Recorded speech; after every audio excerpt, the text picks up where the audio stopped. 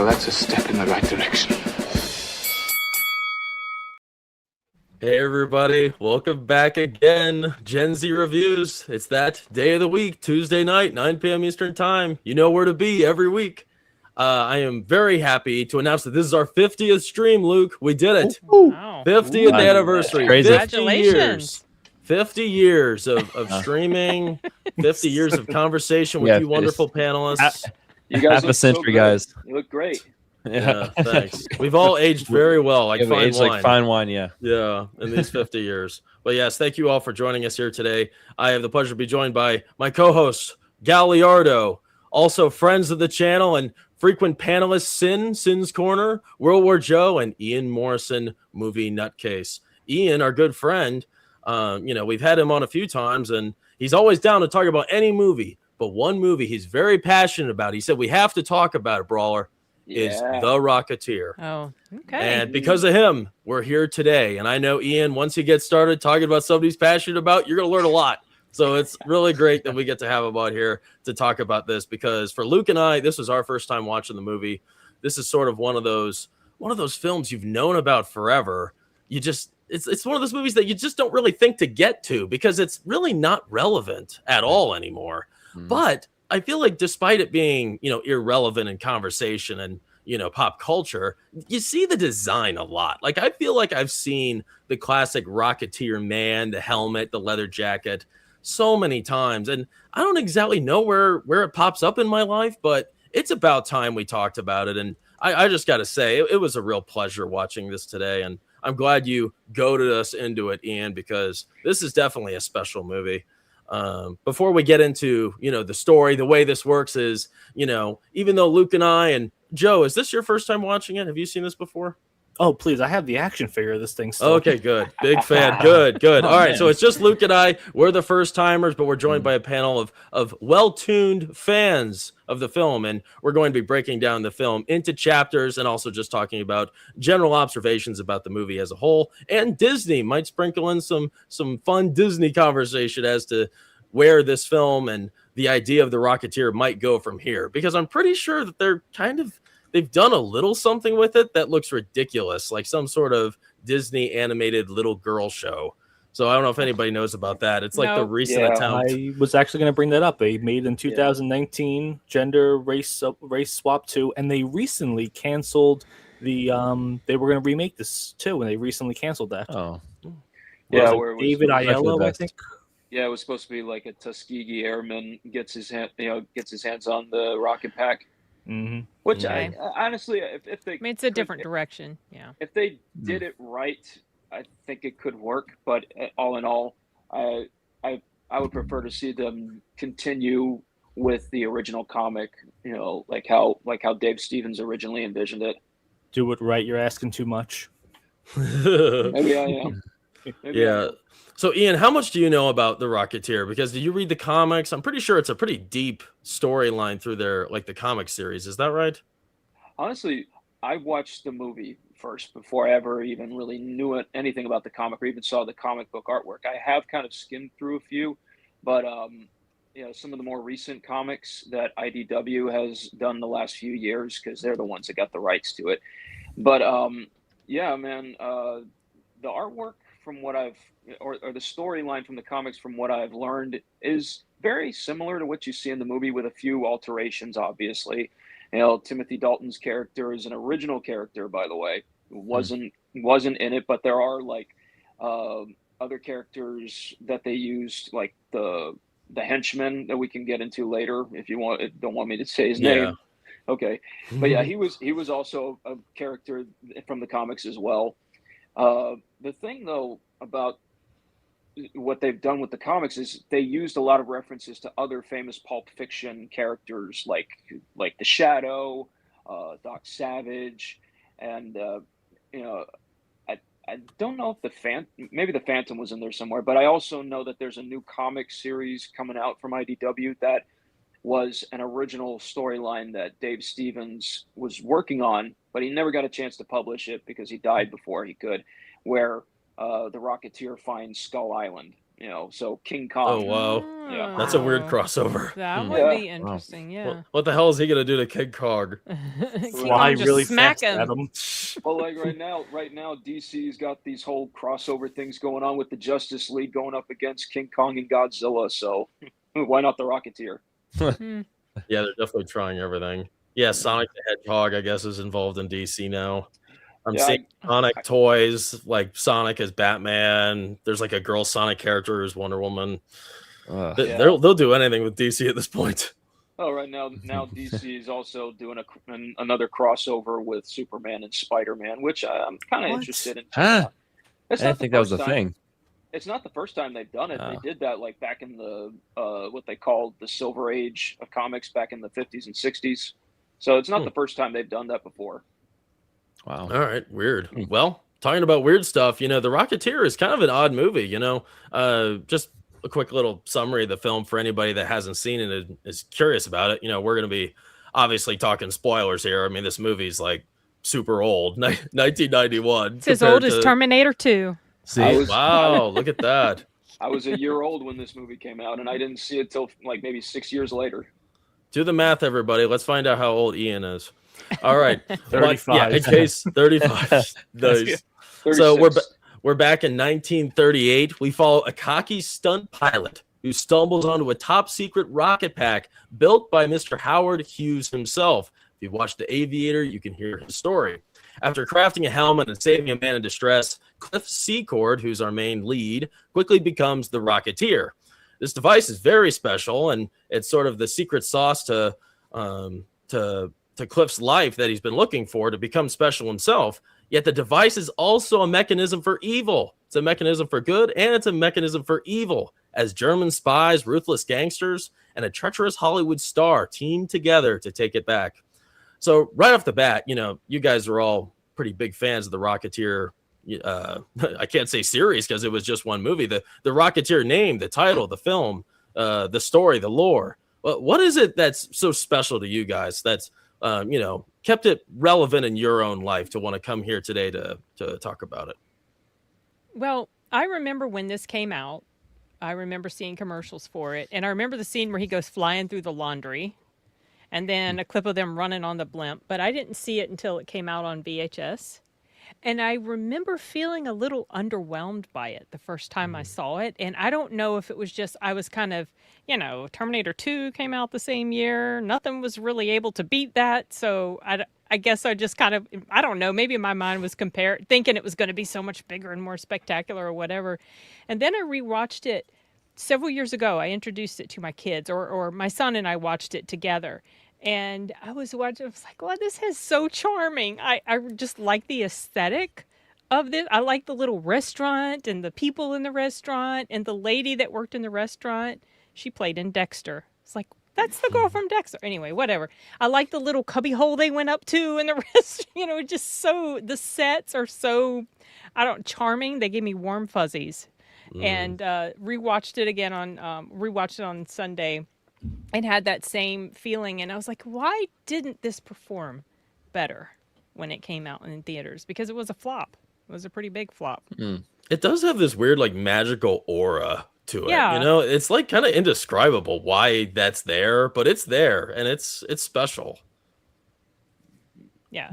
I wish they would release a really nice Blu-ray with audio commentary and stuff like that about it, but no, they haven't. Yeah, it's just a basic Blu-ray. I don't think it has anything special. That's a shame.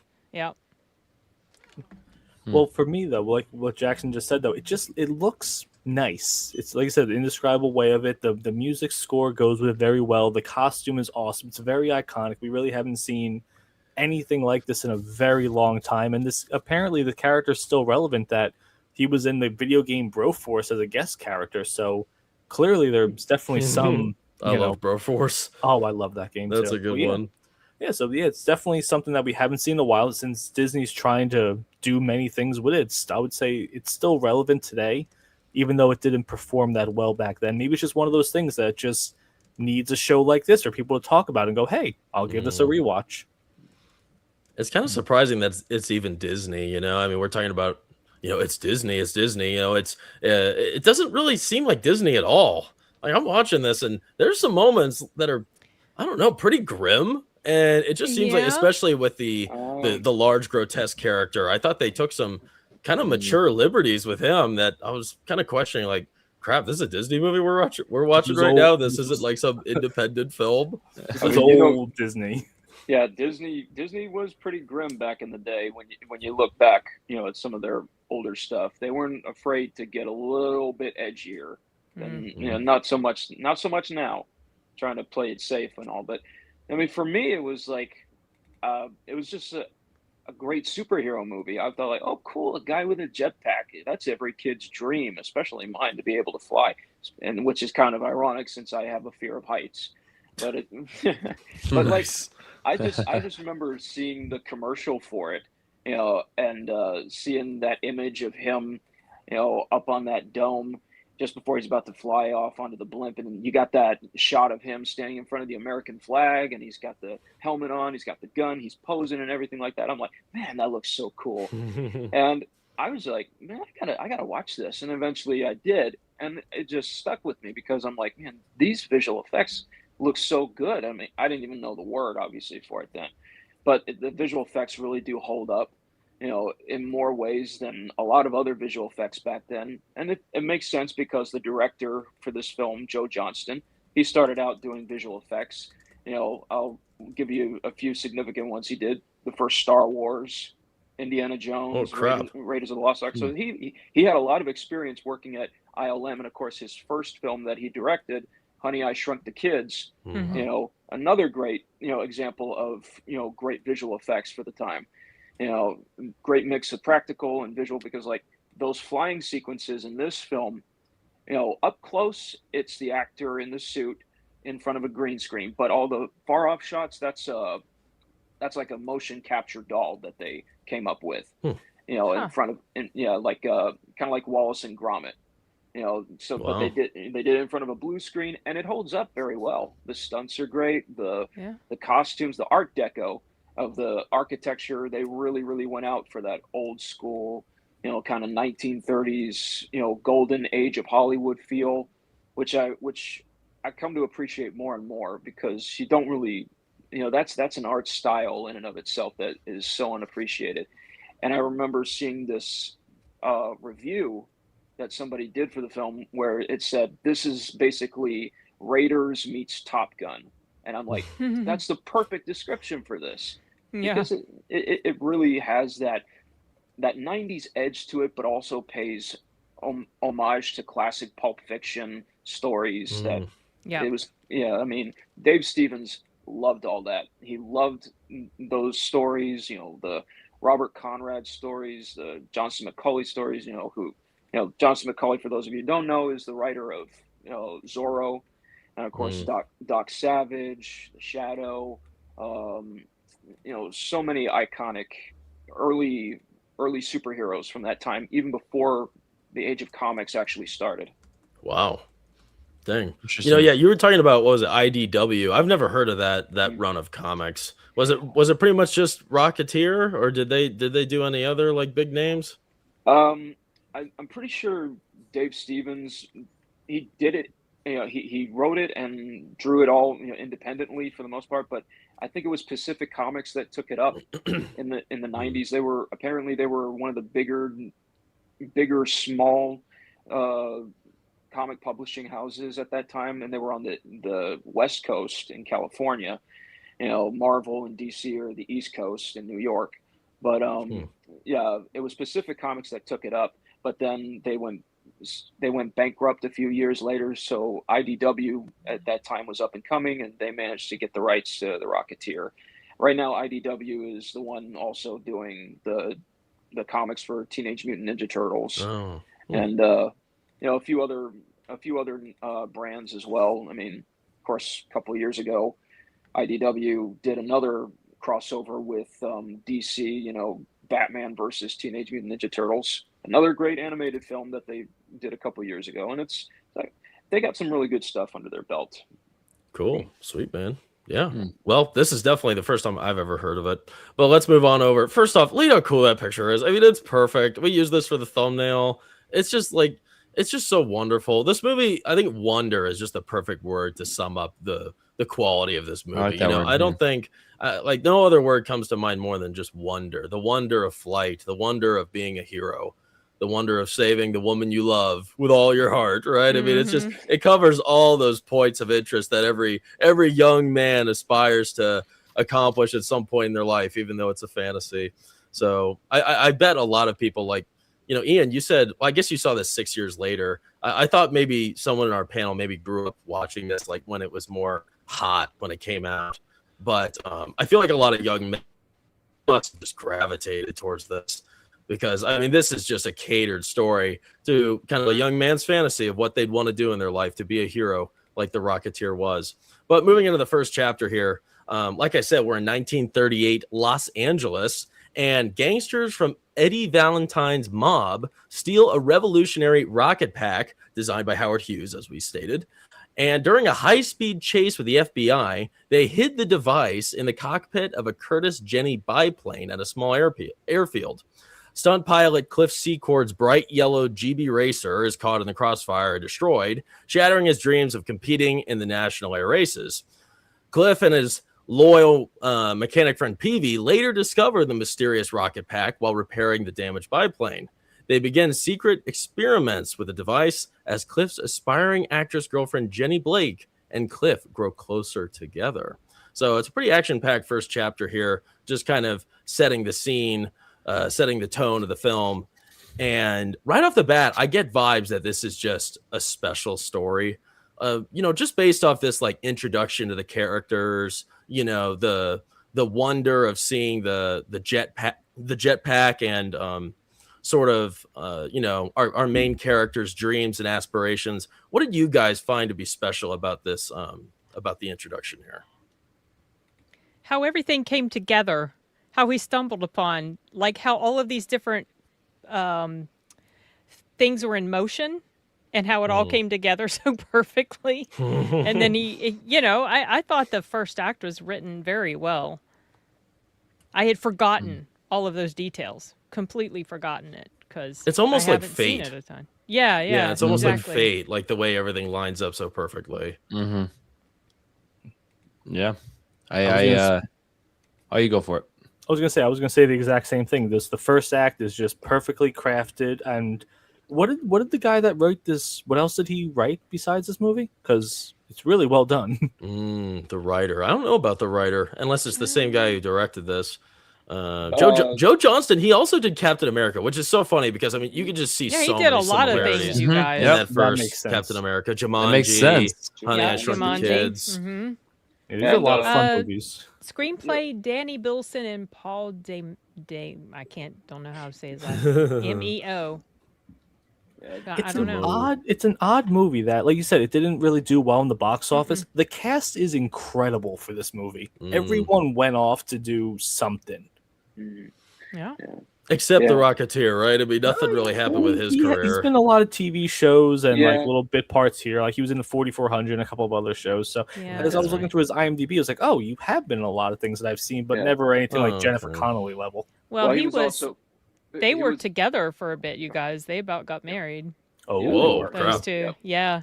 Dang. But then of course, I guess he did that. He also did this movie in Enough with Jennifer Lopez, where he is her abusive husband, and like she has that fight scene at the end with him, but it's like she's trying to get away from him for most of the film.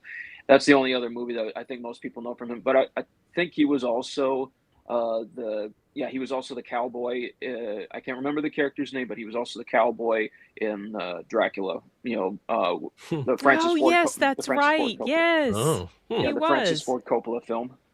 Okay. But other than that, he hasn't really done a whole lot. I mean, I remember a film recently that was like a World War II film where he played like maybe a French or Canadian ambassador. Just when like I don't know if it was the Russians or the Nazis that came into this town. I can't remember, but I remember seeing his character pop up, and he has a mustache and a very thick accent. And I'm thinking, why do I know this guy somewhere? And Oh, that's Cliff Secord. That's the Rocketeer. He's Mm. very gaunt looking now. Oh, Oh, is he? he doesn't Really? have those boyish good looks anymore. Well, sadly, that's what Silky time hair. does. Yeah, but for me, I mean, it's like, yeah, it is a great introduction to the character of Cliff Secord. Tells you everything you need to know about him. He wants to be, a famous pilot. Compete in, you know, racing, jet racing, and it also establishes like the obvious father-son bond between him and Alan Arkin's character Peavy, and the relationship between them and the other guys on the airfield. And then, of course, bringing in the gangsters and the FBI, how they collide in with them.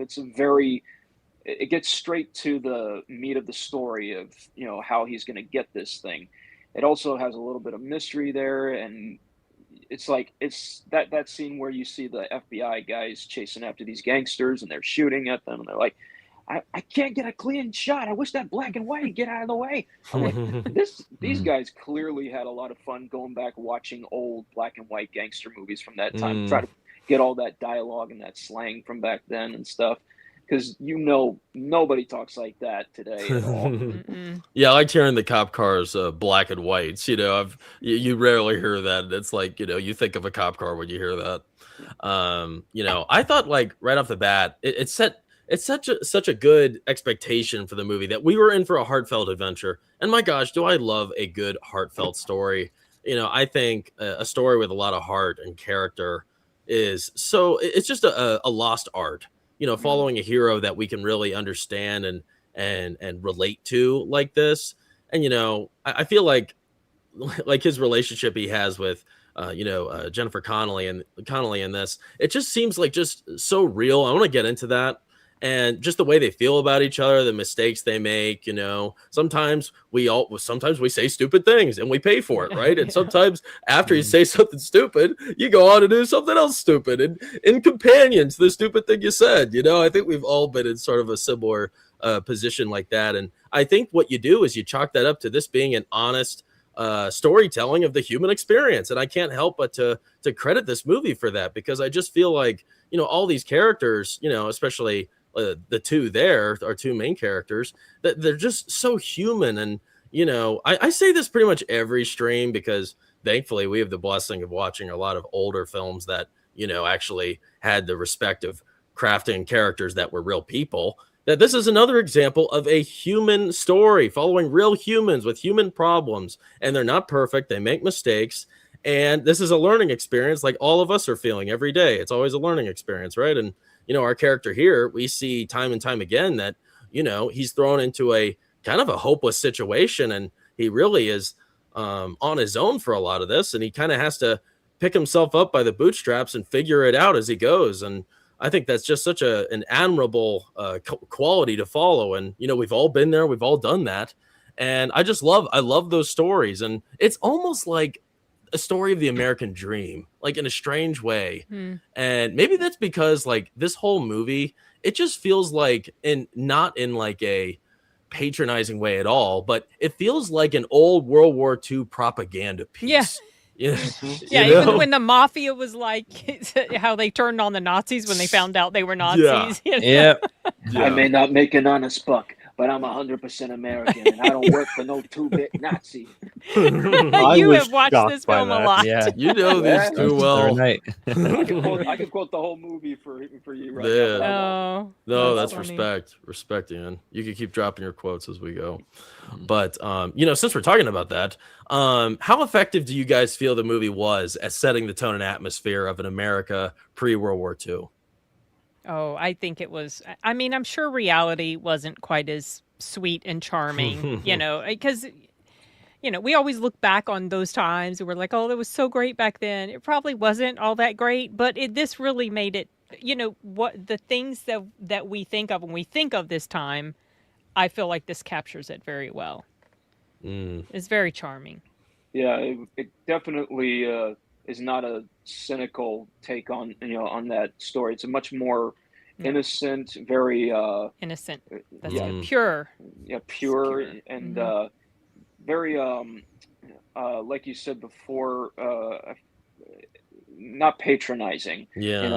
it comes at it from a love of classic Hollywood, as well as people who studied history of that time, and right before World War II, obviously 1938. That's right at the end, right around the time of the Depression. So it when you think about it from that angle, yeah, it's a little bit more lighter or maybe sugar coated, because they don't really delve into that, but it doesn't really matter as much because, you know, you see you start off with just this everyday guy, Cliff Secord, and, all he cares about is being the best pilot he can be and competing in these races and making a name for himself, because he wants to uh, be a better man for himself and also for his girlfriend.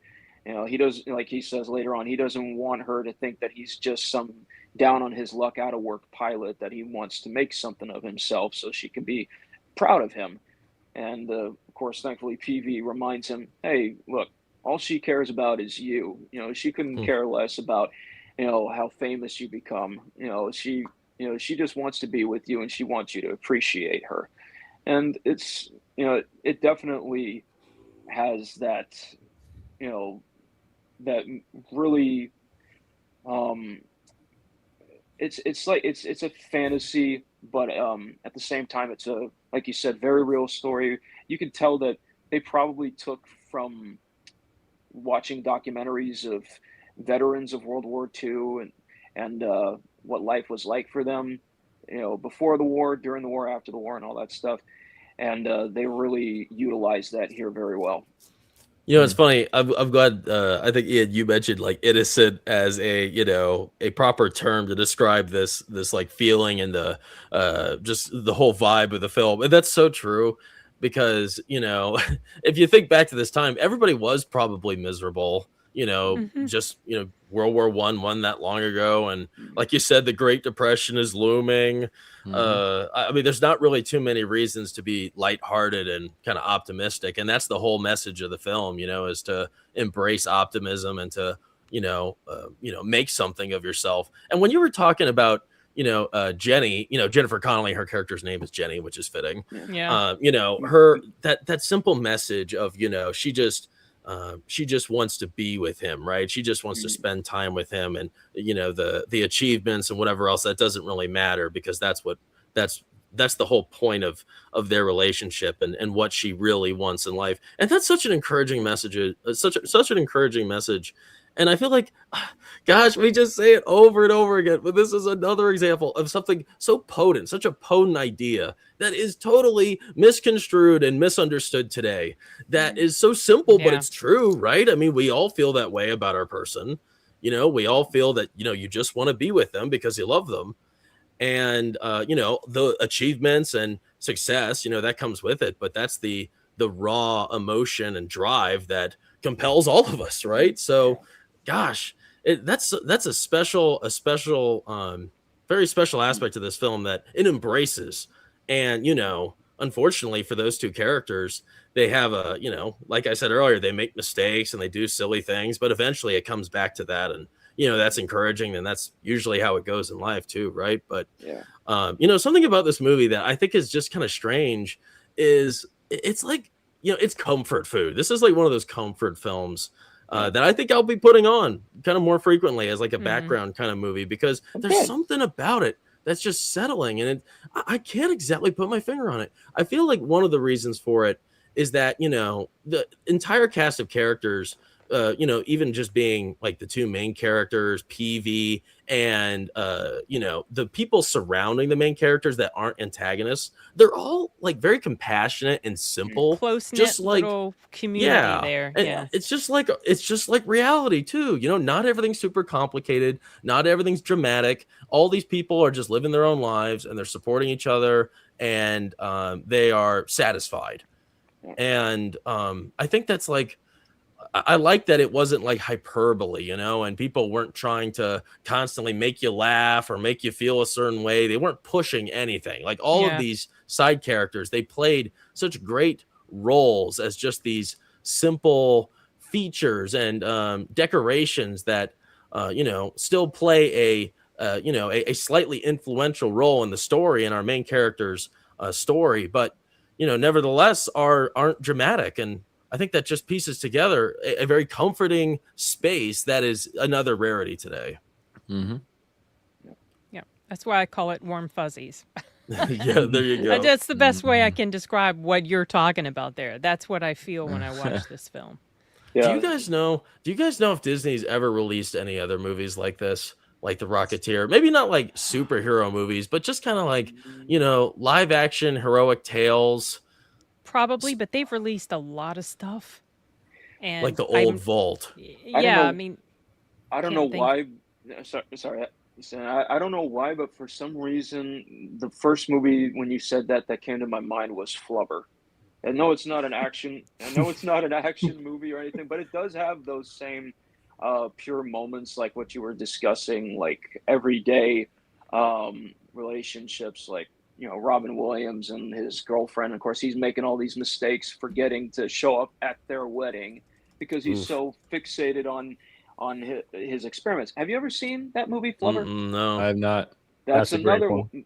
Yeah, that's another one you should check out. It's hilarious. Robin Williams never fails to make you laugh, and of course, like the whole thing is like he's trying to come up with this new energy source, in his basement to help save his college, and it turns into this living, bouncing green goo that he calls Flubber. Yeah, all about that. and of course, like he does this experiment on the day he's supposed to get married, so he doesn't even show up. And this is the third time. This is the third time he hasn't showed up for his wedding, and his girlfriend's like, "That's it, we're done." But he's like trying to prove to her, "Look, I really do love you, and I want to get married to you." And he has this great line where he says, he's talking to his robot, his droid, floating robot that is his partner, and she's actually voiced by Jodie Benson, the voice of Ariel and Barbie. Yeah. But he says to her, "The truth is, Weibo, I'm not absent-minded because I'm inconsiderate or I don't think about other people. I'm absent-minded because I'm in love with my girlfriend Sarah." And he's like, it's a pretty interesting idea, but if you watch the movie, you understand he's very honest about what he's saying there. It's still like so many movies back then in the 90s actually were. They weren't patronizing. They weren't as cynical as they are now, and they still managed to be fun, engaging. They had a healthy balance, back when they hired real writers, Yeah, here you go. Yeah, 90s innocent, lively, 2020s cynical. There's another perfect term, cynical. If we're gonna get these stories about, the human experience, then they're gonna be cynical and they're gonna be sad. They're gonna be kind of biting, preachy, divisive, antagonizing. Yeah. I mean, from what I've heard about this project, Hail Mary, it's kind of a throwback in a way to that, to less cynical. Yeah, it's a good one. It's very good. Definitely not cynical. I'm definitely gonna have to go. It's very, very good. I listened to the book last Mary? year. I listened to Hail Mary after I met Andy Weir. Oh, that's the cool. writer, and Ray Porter, because we were at San Diego for our audiobook work, and so we had an Audible dinner. And so I listened to the audiobook. So I want to see how good Ray is. He's so good. No, Roy. Yeah, Ray Porter. He's so good. And then I watched the movie, and it is a fantastic adaptation. What do you rate it? I rated it a 95. Wow, man. Yeah, I might see that this weekend. It's very good. You should see it, Luke. Have you seen the trailer? Have you seen yeah. Okay, so you saw the twist. Here's the thing. It's kind of hard to go in not knowing the twist. Oh, Like the big reveal. Oh, because the trailer I didn't gives see the it trailer. away. Wow, you haven't seen Don't the trailer? watch the trailer. Don't watch the trailer. How'd you the avoid that? alien I part? saw the one TV spot, and I'm like, this kind of looks like it's trying to put too hard to be a comedy, so I didn't really touch that. No, I feel that. It's comedic, but it feels fitting, and it's not goofy comedy. It's a little situational. But yeah, I wish the trailer hadn't shown what it did, because when I listened to the book, then I knew what that was going to what was going to happen. And I kind of wish I had just gone in not knowing much of anything at all. That'd be better. That's the problem, I think, with reading a book before seeing the movie or whatever. It's like, you know everything that's going to happen. It's true, but the reason I read it is because I wanted to hear his performance. Look, I just met him and I wanted to listen to it. And but I wish a little bit more time had passed between listening to the book and watching the movie. So yeah, because I mean, nothing in the story surprised me. I already knew everything that was going to happen. Yeah, but it was still good. It was still heavy really spoilers. Let me get to the chat real quick. Thank you all for joining us and talking in the chat. It's always fun seeing what you guys have to say. Our friend Mega Spidey-Man's back.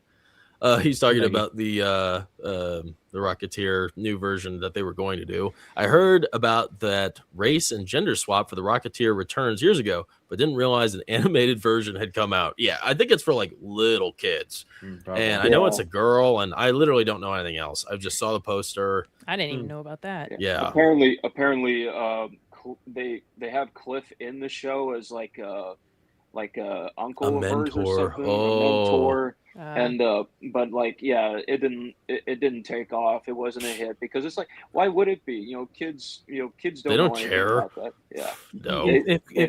If Cliff is in it, he's probably old, washed up, hates the world, and this He's little a brown drunk. girl's gonna tell him, "Hey, the world's all sunshine and bright, and you should learn to do better things." Him and Jennifer Connelly, they never got along. They broke up years ago. They didn't get married or anything. He went off his to other war. kids hate him. Toxic relationship. He went off to war. That's right. Yeah, he went off to war and he died. Yeah.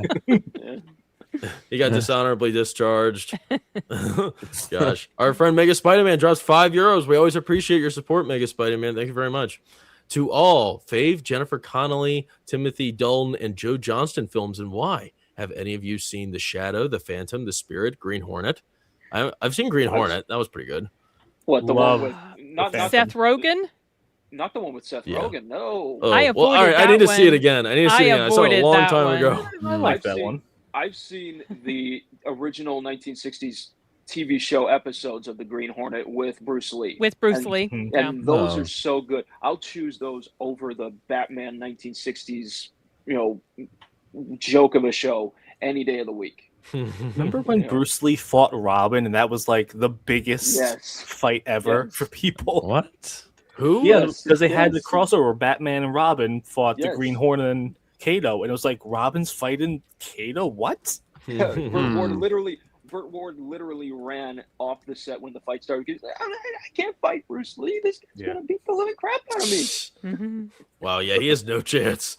Yeah, especially in those tidy whities. Or Yeah, whatever they right. were. Yeah. That's funny. Favorite Joe Johnston movie for me is probably, it might be Jumanji.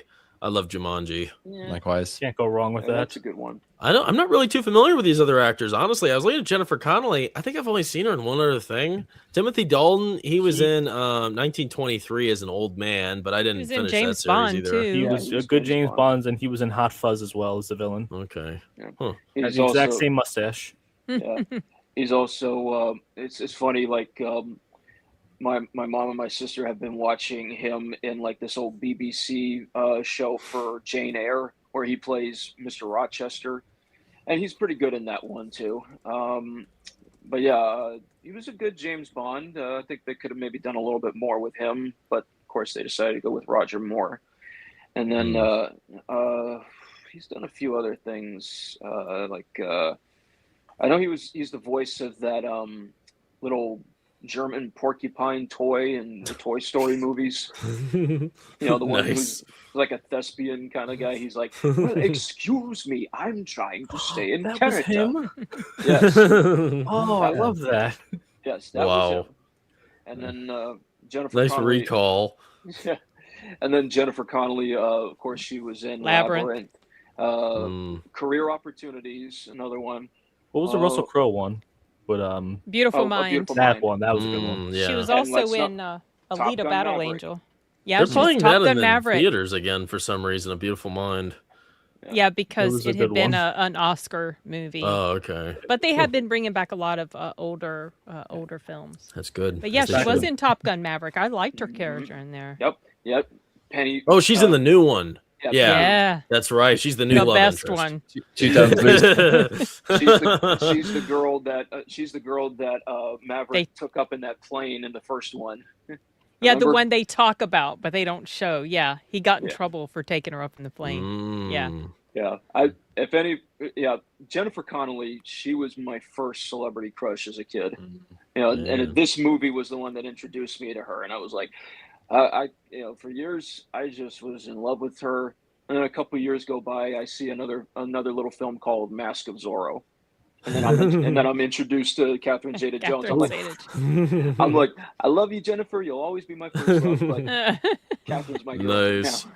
Jennifer's acting so I first was introduced to her through Labyrinth, and I became obsessed with that movie. Like, so obsessed that I would film myself reenacting scenes, and then I would use VCRs to splice myself into the movie.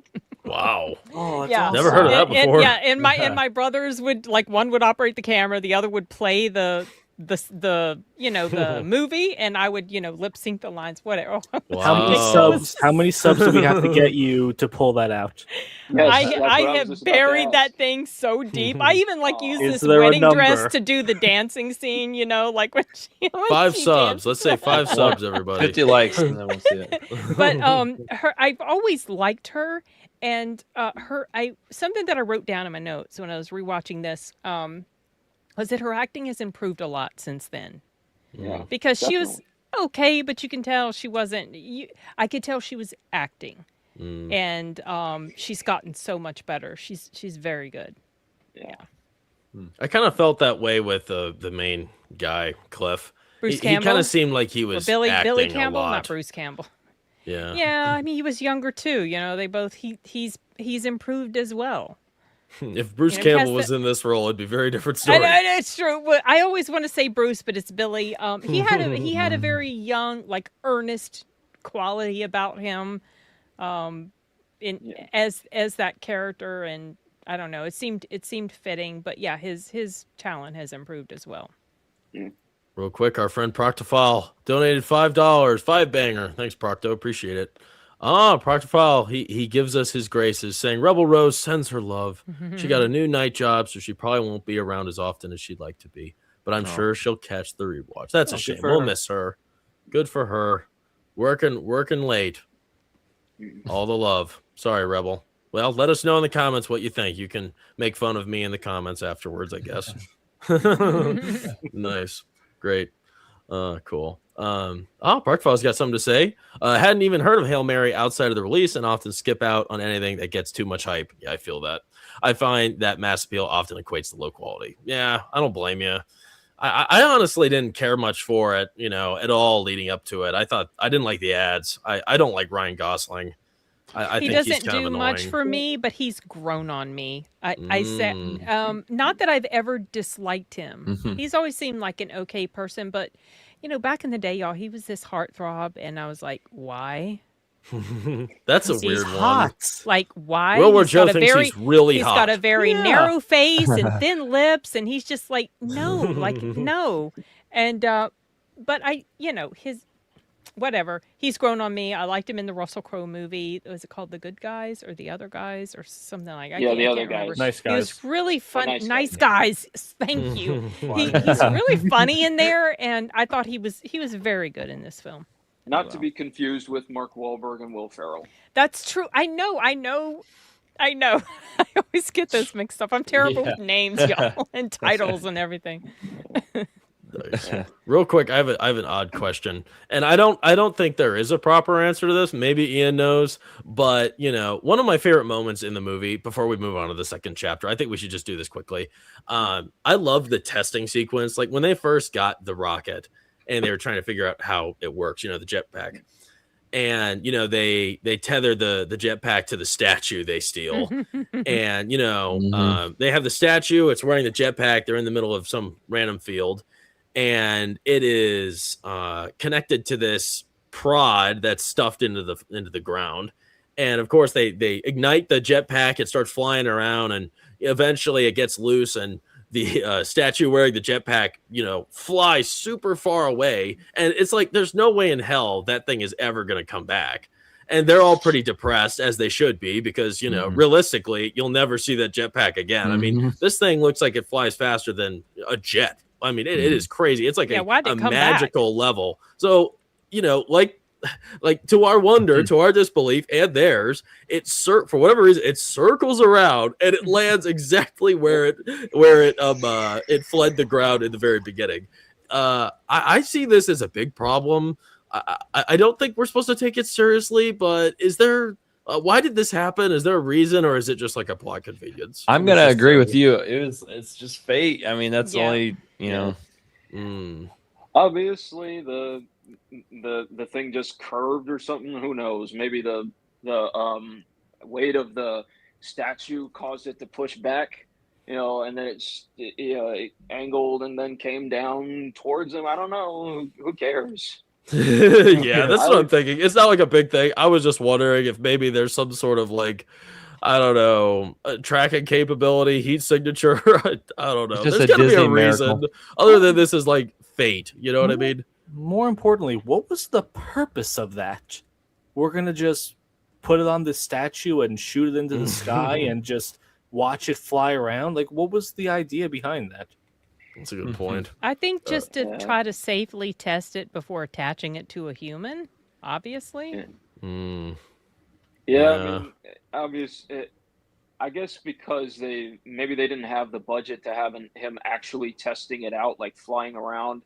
They were like, well, what could we come up with that's a quick and easy way for them to test it? It's like, even though they just turned it on by accident in the hangar and it crashed around, so they already know what it is.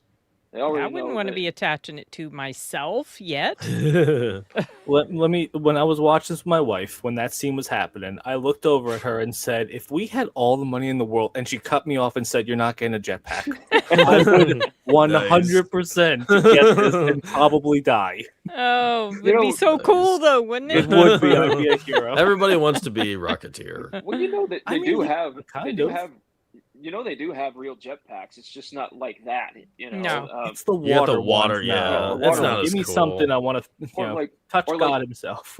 Or like the actual jetpack that Sean Connery used in that one James Bond film. Have you guys? Oh, that was cool. Yeah, but he was just on wires. Probably, yeah. But it looked good. I hope so. It looked good. Well, when you said that, I was thinking of Sean Connery showing up to that talk show, and he had a jetpack. You ever see that? I don't know what show he was on. I think I remember seeing that one time. Wow. It looked great. Like, it looked real. They did a good job. But obviously, he was just on wires. But, moving on to the second chapter here, we're just getting started, everybody. So from here on, Cliff and Peavy, they refine the rocket pack in secret. Nobody knows until they do.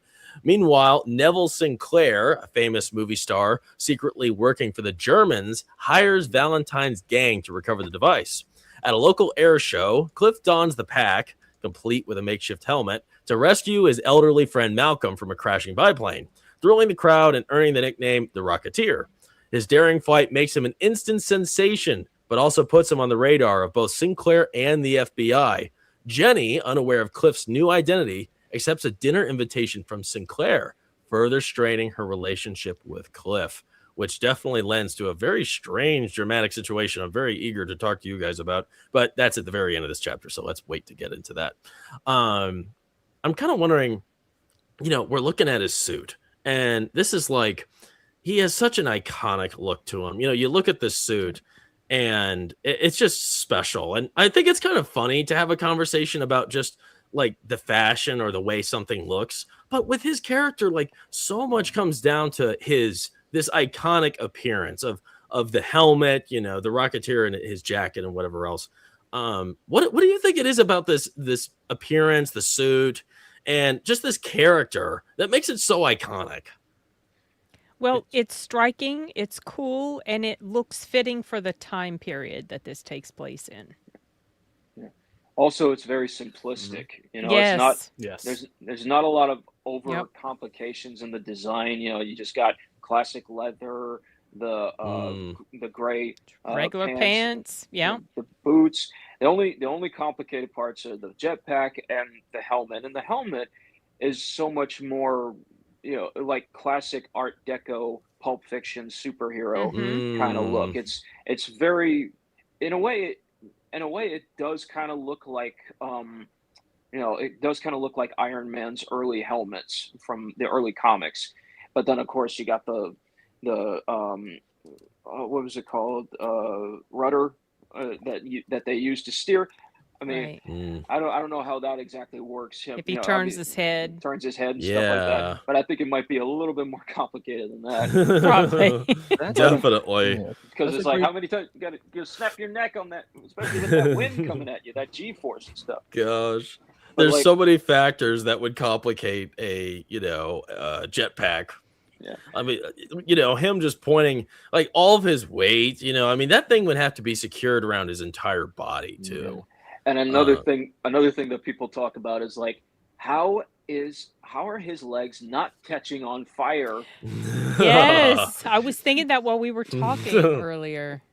And it's like, who cares? It's They a comic wouldn't. Yeah, book. exactly. They wouldn't not catch on fire. They would Yeah. absolutely catch on fire. Unless Ian, those- I think you came up with a solution. It is like the most Pulp Fiction look ever. I don't think there's any other design that really stands out like this when you think of like the classic superhero designs like Iron Man, Captain America. But this just, there's something about it that just feels that much more classical, like of the times brought to life in live action. There's nothing else we've really seen quite like that. And the Iron Man Mark 1, that's a good example, but and the original Captain America suit. But yeah, there's something about this where it has that same appeal. And I think it's the whole ensemble, right? And the color, I think the color pattern too. It all just has that vintage expression that really, just goes back to the times. It's all very uniform, and that was kind of the palette, right? I mean, it was sort of the utilitarian, the way things are. Leather jackets are brown, jetpacks are silver. There you go. You wear khaki pants to work. He's wearing khaki pants here. Yeah. So Another interesting thing that I think helped factored into the Pulp Fiction aspect of it is that Dave Stevens, the writer and illustrator for the comic, also was a storyboard artist on Raiders of the Lost Ark. So he got obviously exposed to a lot more of that stuff. He was already, from what I've learned, a huge fan of Pulp Fiction, but getting involved in that, in that project as well helped feed that, and also helped to feed his drive to do this comic book. So you can tell, I mean, he had a love. Dave Stevens had a love for all those classic, Pulp Fiction heroes, and also a lot of other things that are associated with the 40s. Like in the comic book, Jenny, the girlfriend, is not called Jenny. Her name is Betty, and he clearly modeled her after Betty Page. This famous pinup model from the 40s and 50s, and they had to change the character's name to Jenny in this movie because they were worried about like copyright issues on the name of Betty Page and stuff like that, and also because, well, we're associated with Disney pinup models. They were kind of like they were a little bit more risque. They were like the corn models of that time. Corn. That's Good. me. That's me just trying to be careful. Safe word. Yeah. Who's not? More Corn. So. That's awesome. I'll never think of corn again the same way. But More so for if any of my friends are listening to this, I don't want the kids to hear anything inappropriate. But yeah, so they're like, well, we got to change it up a bit, and so they're like, well, Jenny's a cool name, and we'll make her an actress. She's she wants to become a movie star. You hear about how she met Cliff on her family's farm, so she comes from a small Midwestern kind of lifestyle, but obviously. She's one of those actresses who came to Hollywood with dreams of becoming the next Audrey Hepburn, the next so many other great names, Maureen O'Hara, all those classic actresses from Golden Age Hollywood. And you see her struggling with that in that scene when they're shooting the Laughing Bandit sword fight scene with Neville Sinclair, which is clearly stolen from The Adventures of Robin Hood. Mm-hmm. But you see her and her friend standing in the background, and you hear that she auditioned for the role of the princess, but they gave it to the producer's niece. So nepo baby. Yeah, a lot of that going around. happens. I thought it was like it reminded me of Princess Bride. I don't know I don't know when that came out compared to this, but I couldn't stop thinking It about was that. the And the way 80s. okay, Came that out was the 80s. before. Okay, so it was before. That I was getting that feeling. I hear myself twice now. That was weird. Something that I was thinking of when I was watching this was, and I didn't write it down, but I was thinking of it, how much this reminded me in some ways of Raiders of the Lost Ark. And I didn't did it to know you? I didn't know that a guy working on this had been involved in Raiders, but the whole Pulp Fiction thing and Raiders is kind of like a callback to those Pulp Fiction stories or those episodic sort of stories that they would put in the theaters, showing an episode and leaving things on a cliffhanger and then coming back later and showing the rest. So I thought that was pretty interesting. Yeah. And the time period too, the same as Real quick, Raiders. Parkfall asked a good question, and I have a good answer for you, Parkfall. Important question. Have you guys seen Princess Bride yet? Yes, of course. Seen that multiple times. Yes, I have. That would be a fun one to talk about at some Hello, point. my name is Inigo Montoya. You killed my father. Prepare to Prepare die. to die. You That- look just like him.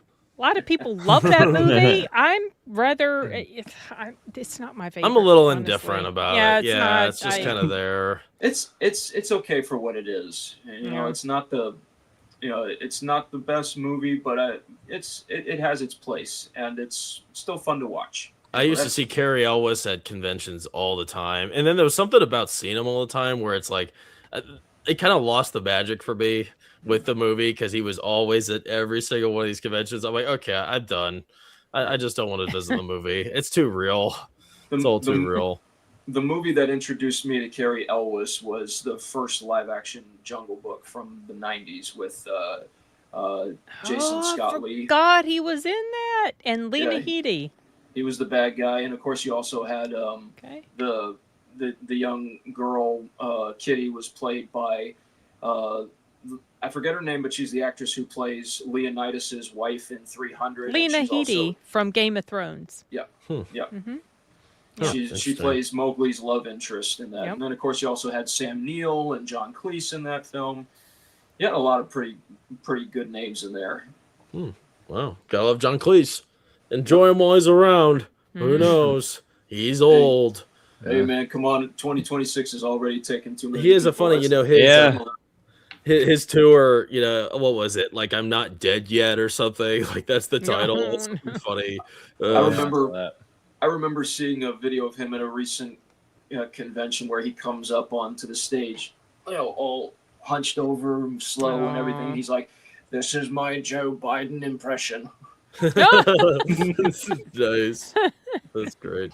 That's funny. So like talking about, one of the more compelling moments of the film, for me at least, Cliff's attempts to save his friend who was in the plane that is sort of, self-destructing, hundreds of feet in the air. Did you guys feel moved by that sequence? And did you think, like, what do you think was so impactful about that? Because this was sort of this was a big moment for our main character, the Rocketeer. This is when he kind of finds his voice and picks up the mantle, even though he has no idea what he's doing. And despite all odds against him, he sticks up to the challenge and puts his life on the line. That's the best way to put it. He saw something happening and just put on the jetpack and went to work. Had no idea how he's gonna. As I'm watching, I'm like, what's the plan here? You're gonna come up there and just pull him out, but it didn't matter. He's what a great hero. Saw something going on and instantly stepped in. Yeah, didn't do it for any sort of personal gain. He had this tool that he could use to help somebody, and that's what he did. Also, because Malcolm is his friend. Yeah. And he knows him. He knows that this guy, while he was a pilot in his day, he also knows that it's been a while. And plus, that plane that he's flying is is just waiting to fall apart. It's they say earlier in the film that it's just basically duct tape and spit just holding it together. So they weren't even keen on using that plane anyways to basically bring back their old clown act just to make a few extra bucks after the GB gets blown up at the beginning of the film. So they know how dangerous it is, but also it's like the main thing is that that's their friend up there and he's got to do something. Something I thought was touching about it too was that, the guy Malcolm who was flying the plane, he I might have misread this, but I thought I heard somebody say during this encounter that he stood what's his face, Cliff, he was late obviously to do the performance, and he stepped up for him so that this whole gig still works out. And and then this happens to him, and it's like, man, a good guy does a nice deed for you, and then you're kind of responsible for him, plummeting to his death. That kind of adds a whole other layer of tension that is very understated, yet it's an important means for why he's so determined to save him. This scene was very impactful for me because this might be just my I'm just curious. The dogfight scene from Iron Man was very I think they might have they're probably very inspired by this scene. You know what I'm talking about. I wouldn't be surprised. Come on, of course you don't know what I'm talking. You're not a big the jet scene when Iron Man's flying in the sky and then he accidentally crashes into one of the jets and then he tries to pull the dude out of the jet to save him because it was his fault originally. Okay. Yeah. And then of course he calls up Rhodey and he He It's says, me. it's not a piece of equipment. I'm in it. It's a suit. Yeah. Yes. So it reminded me of that. Now that we're on this talking about Iron Man, would any of you guys have preferred if Terrence Howard stuck around as Rhodey? Yes. Yes. Because Don Cheadle is a terrible replacement. He's a great actor. He was all right. No. I mean, No. He's a great actor. Don Cheadle's not in this role. Don Cheadle's okay, but I definitely would have preferred Terrence Howard to stick around. Absolutely. I loved the dynamic between Cheadle and Robert Downey Jr. that I do not think was fully captured with. I'm sorry. The dynamic between Howard. I'm sorry. It's late. I'm sleepy. The dynamic between Howard and Robert Downey Jr. that just wasn't there with Cheadle and RDJ, and it felt like Cheadle was trying too hard, and it didn't feel natural to me. Didn't feel organic. Yeah, I mean, as the movies went on, I came to see Cheadle more as Rhodey, but at first I was like, yeah, I still wish Terrence Howard had stuck around, but obviously there were issues behind the scenes and disagreements about stuff. I know, it's a shame. Multiversal, put him back in it. I wish. Now they could. We'll see. Wow, that'd be interesting. Before I move on to the next question, there is one thing I just want to mention about this sequence because I love this. This was one of my favorite moments.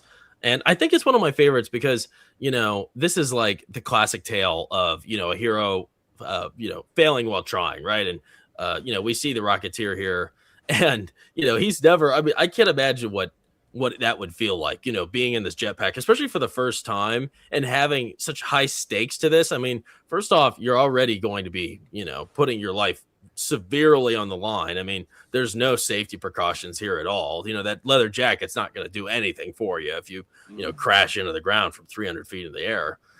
And, we see him, I think it takes like 3 or 4 attempts where he's like trying to get his friend out of there. And I don't know, he loses his grip on the plane, or maybe his jetpack short circuits and he's falling, and we see him fall and flail away and plummet off the plane so many times. And you see him fall into the clouds, which is like such a, there's something like kind of like scary and hopeful about that as he emerges out of the clouds. We see him fall into the clouds quite a few times, and that's just kind of a unique image that I haven't seen before.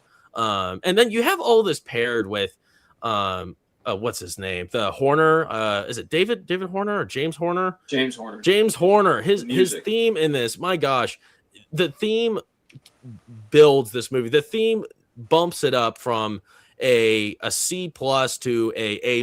Really, I mean, the theme is just absolutely wonderful. And if it weren't for the theme, I think a lot of this would fall flat from maybe the not as most not the most captivating performances. That theme just adds so much value, and that just can't be understated with this sequence here. And that I was getting chills watching it, and that it takes a lot to give me chills. And this was really just that impactful for me, seeing him rise to the challenge like that. Do you have like a favorite score that James Horner composed personally? Gosh, well, I was looking him up because the name sounded familiar, and gosh, I love the Field of Dreams one, and I also love Aliens. Aliens is the best. I don't think there's not many other themes that beat Aliens theme for me. I love the Aliens theme, so I think that's probably my top. What about you guys? For me, it's definitely a tie between Braveheart and he also did the music for An American Tail, 50 Goes West. Both of the American Tail movies, I think he did the music for. But I think it was the second one that I liked best, that he did. Nice. I haven't seen that one. I saw that listed. I was kind of curious about it. But what do you think it is?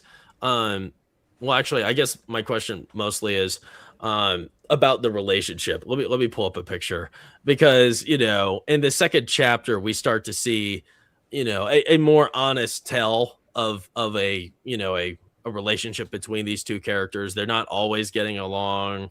Sometimes he says some dumb things, she makes some mistakes. It's very honest like that. What do you think it is about these two characters and their relationship that makes it just feel real and authentic? Because that is an impossibility to capture, and they did it in this very simple story, and they made it work. I like that he tried so hard, that he made mistakes and would just keep trying to get it right with her, and it just felt really authentic and real with everything.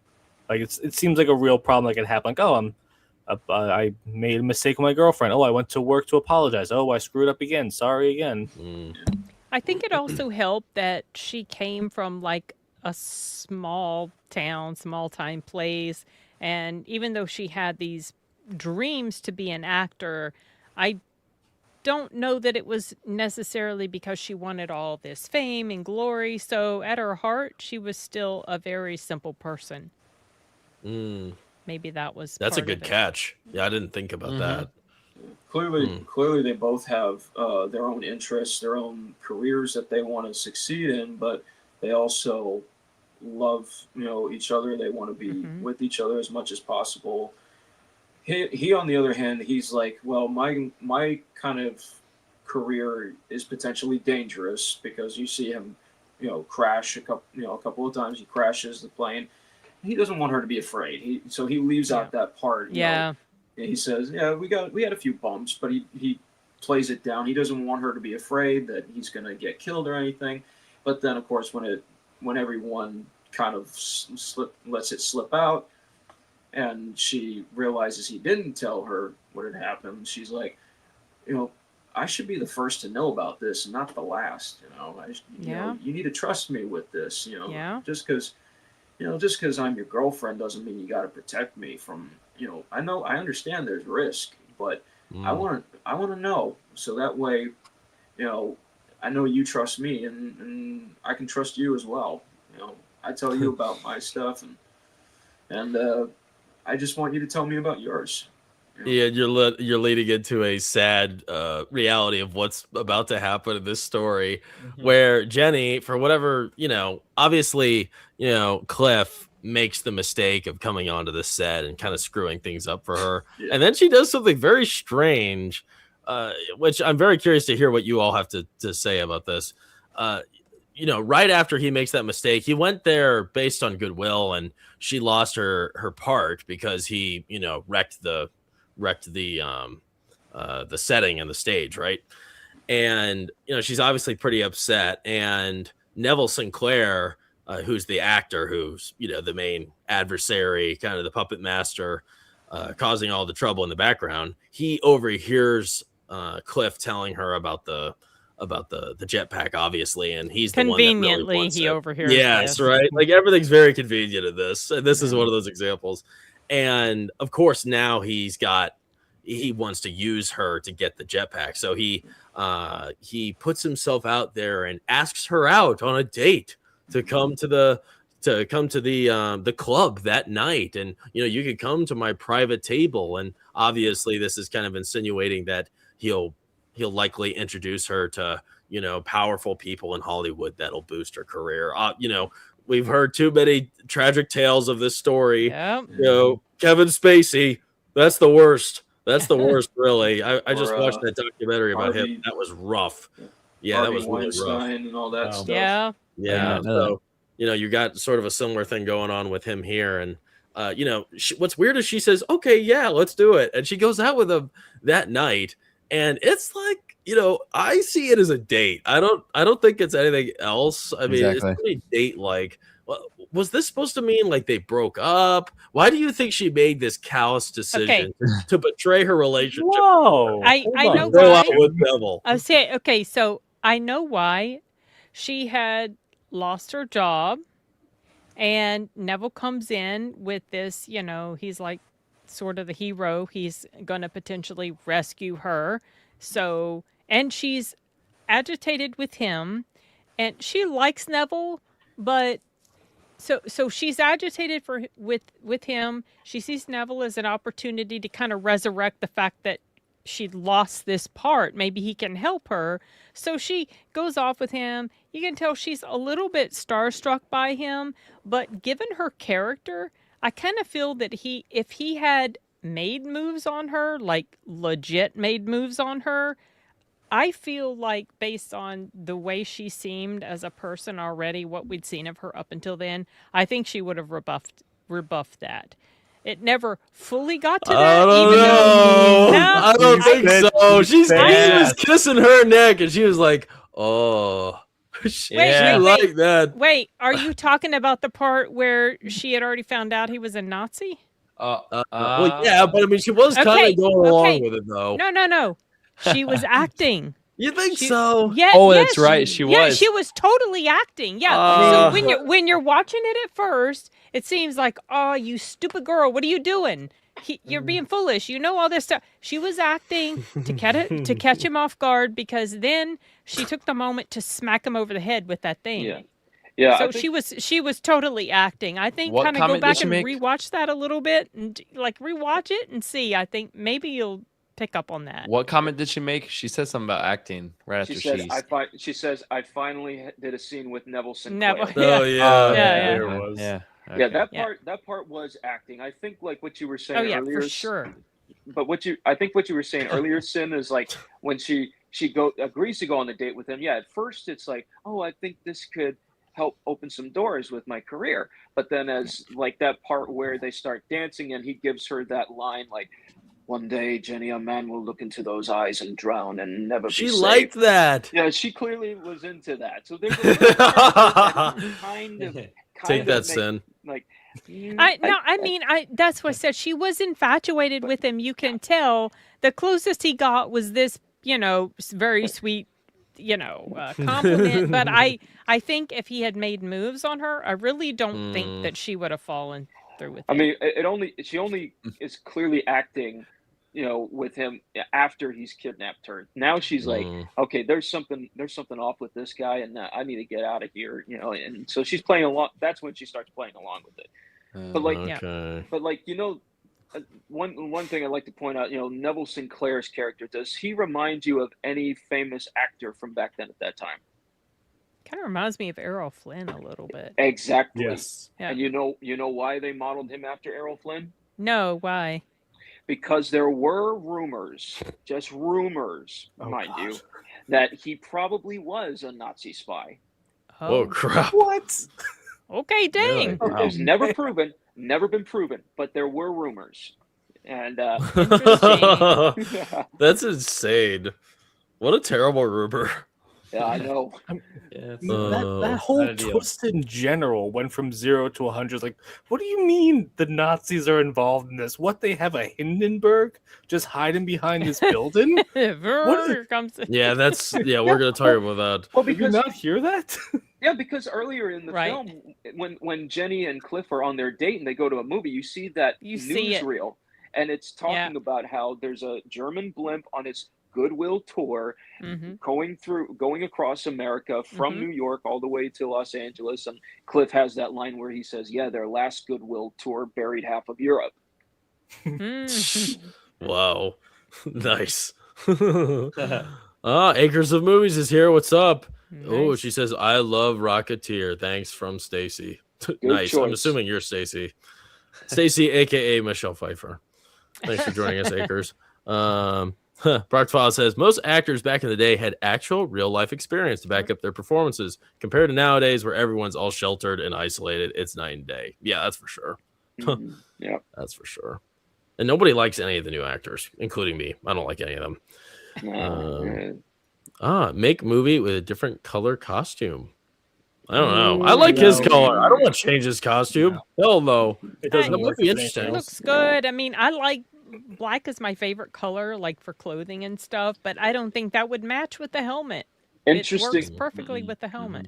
Interestingly enough, in one of the recent Rocketeer comics that IDW came out with a couple of years ago, you actually do see him going off to World War II as the Rocketeer, and Ooh. he actually does come across Oh, a that's bunch of sweet.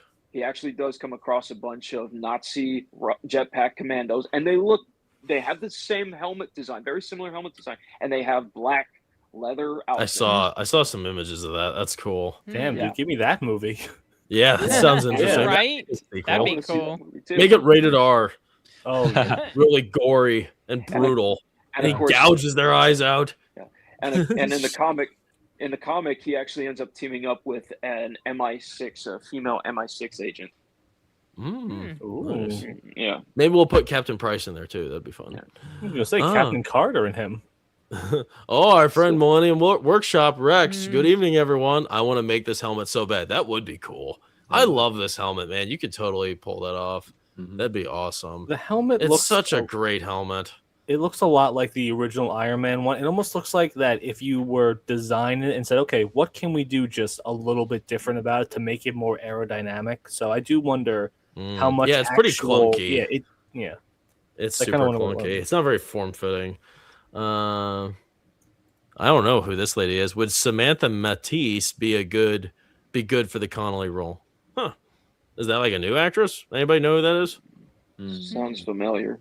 Is she new? Matisse? I don't know. Oh, Samantha Mathis. Hold on. Yeah, Mathis. Samantha Mathis. Oh yeah, she's an actress from back in the day as well, like the same sort of generation. Oh, okay. Nah, definitely Jennifer Connelly. She doesn't have that elegance and just classic beauty that Jennifer Connelly has. Oh, look who's here. Megan's here. Luke's got his voice back. Better He's late not than ever. Hoarse. He's not hoarse and That nervous. was awful. Hi. Are you sure?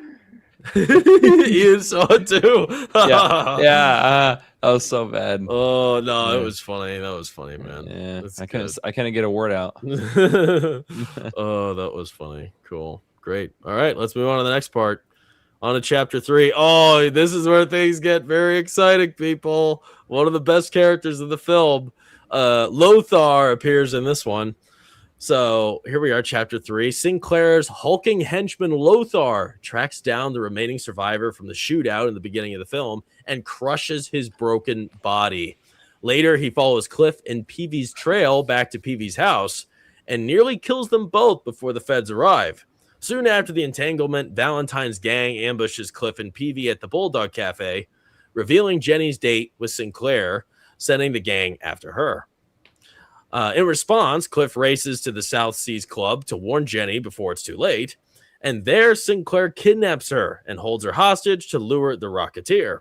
Cliff learns the full stakes when he is briefly captured by the FBI and taken to Howard Hughes, who shows him chilling propaganda footage of a future German rocket army invasion, and that what's his face? the fancy actor is involved in that entire tirade. Mm. So pretty strange situation. And now it's clear why Neville is interested in the jetpack so much. I was very curious from the beginning, like, why do you want this jetpack? I thought maybe it was more like to add to his, strange collection of artifacts. I don't know, but obviously that wasn't the case. He's actually pure evil.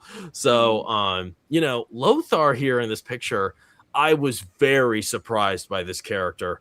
I was very surprised how intimidating he was. I think this is the most intimidating, disturbing Disney villain I have ever seen, which is really, maybe I need to watch more Golden Age Disney films. I don't know, but he is the most disturbing by far. Even though he has those silly practical effects on his face, the mouth and everything, and his lips talking, right? I looked up the actor, and I don't think he was like, I don't think he's had a lot of big roles. But what do you guys? I'll look at him again. What do you guys think makes him such a terrifying villain every time he appears? 8 feet tall.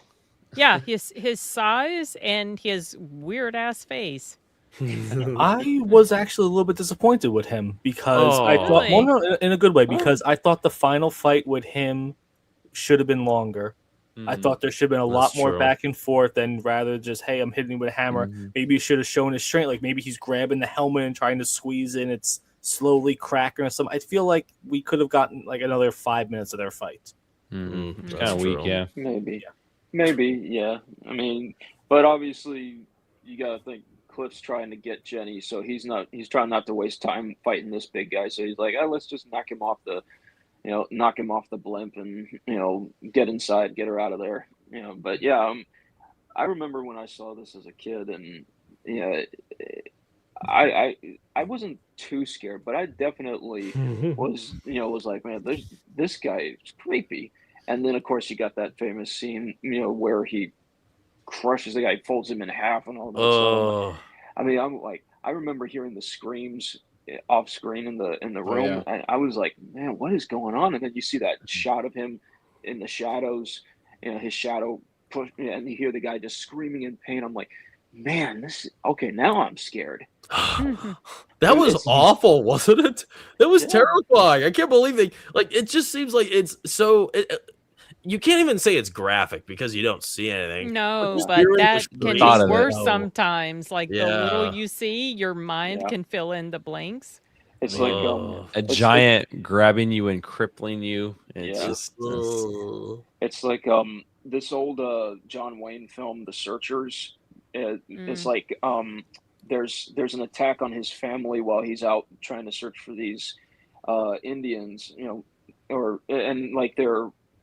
his family is by themselves in their cabin when the Indians show up and kill them, but you don't see anything. And then when he comes back, he sees the whole place is destroyed, and you see the shot of John Wayne as he's about to go into the cabin in the doorway, but he stops and his face is in shadow, so clearly he's seeing something in there, something very horrific, but he steps away. And then it cuts back to outside the cabin as his friend is about to go in and try and see what's inside there, and he's like, don't go in there, and he knocks him out and punches him. And I remember Martin Scorsese talking about this scene. He says, if this is something that's too graphic for John Wayne, I can only imagine how graphic it is for us. It's like that's so much more powerful, I think, than actually showing the goriness of it, because it's like, what was it? Were they mutilated? Were they completely assaulted or whatever? It's you can only imagine, and it's sometimes that's even worse.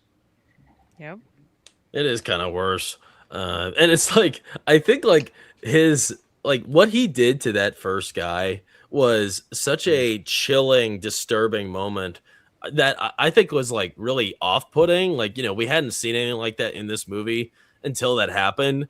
And it set a precedent. It's like, man, if this guy's in the picture, you really don't know what's going to happen. And from that point on, I was intimidated. I can't believe it. I was intimidated by a Disney villain. And, I was like, it's so funny. This isn't like a rated R film. It's not even PG-13. And here we are. We have a villain that we are, that I am genuinely kind of scared of.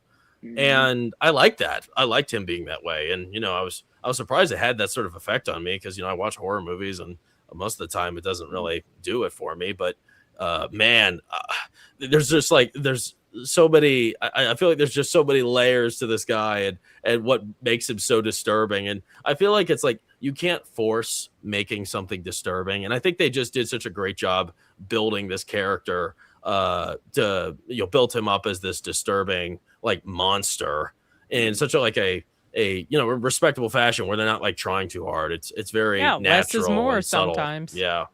So I think it's like his voice is freaky, his mouth, maybe the fact that his mouth doesn't really move much when he talks, that might add to it, like robotic. Like, where is it? Where is it? Gosh, that's the worst. You're right. That's a good line. Plus, like his nose and his eyebrows, and everything like that.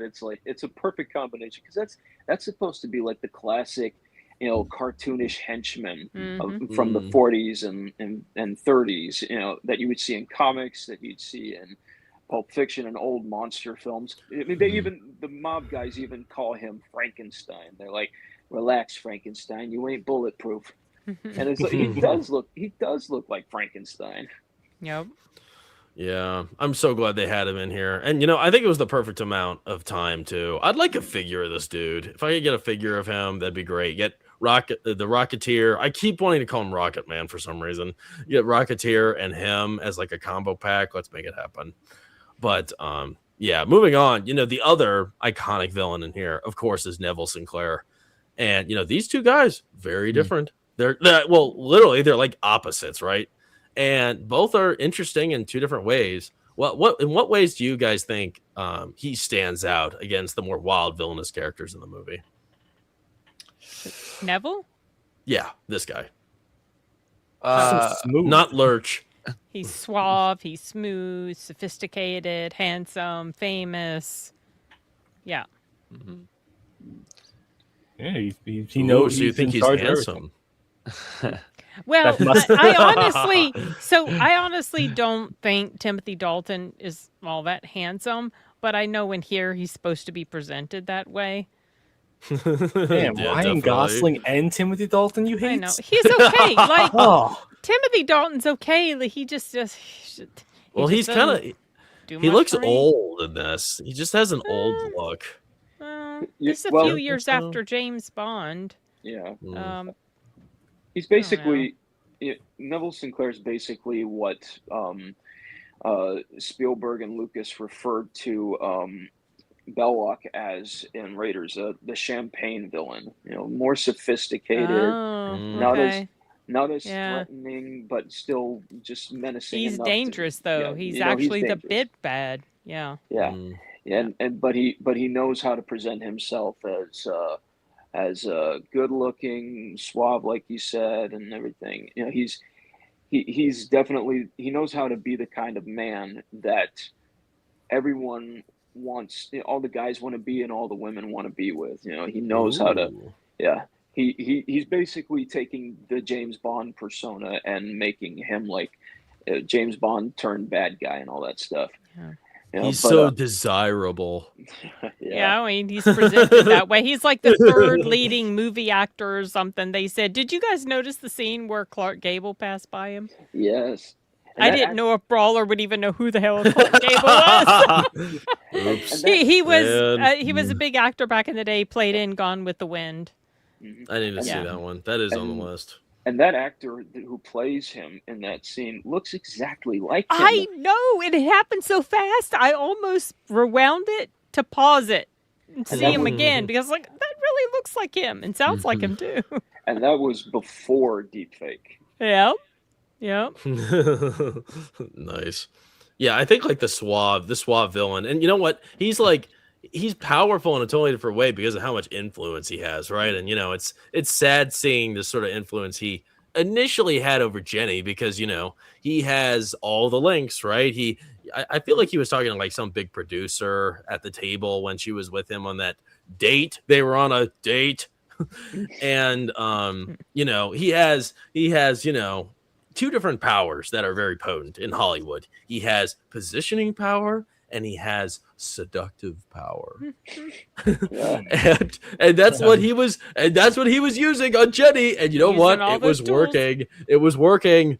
Despite what you may think, it was working. I didn't say it wasn't working. I'm just saying if he had continued further, I don't think it would have continued to work. I think she would have rebuffed him. She might have if he tried to get a little handsy with her, she might have been like, no, Yeah.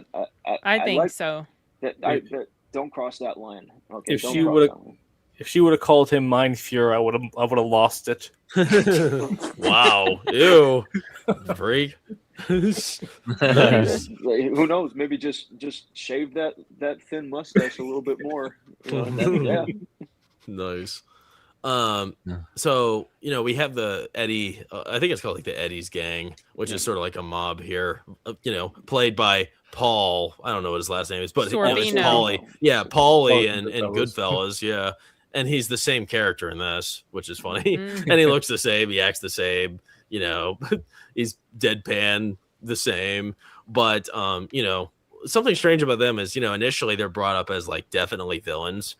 And the story later on chooses to make Eddie's gang more of a gray / neutral antagonistic force to reckon with. Why do you think the story chose to do that with them?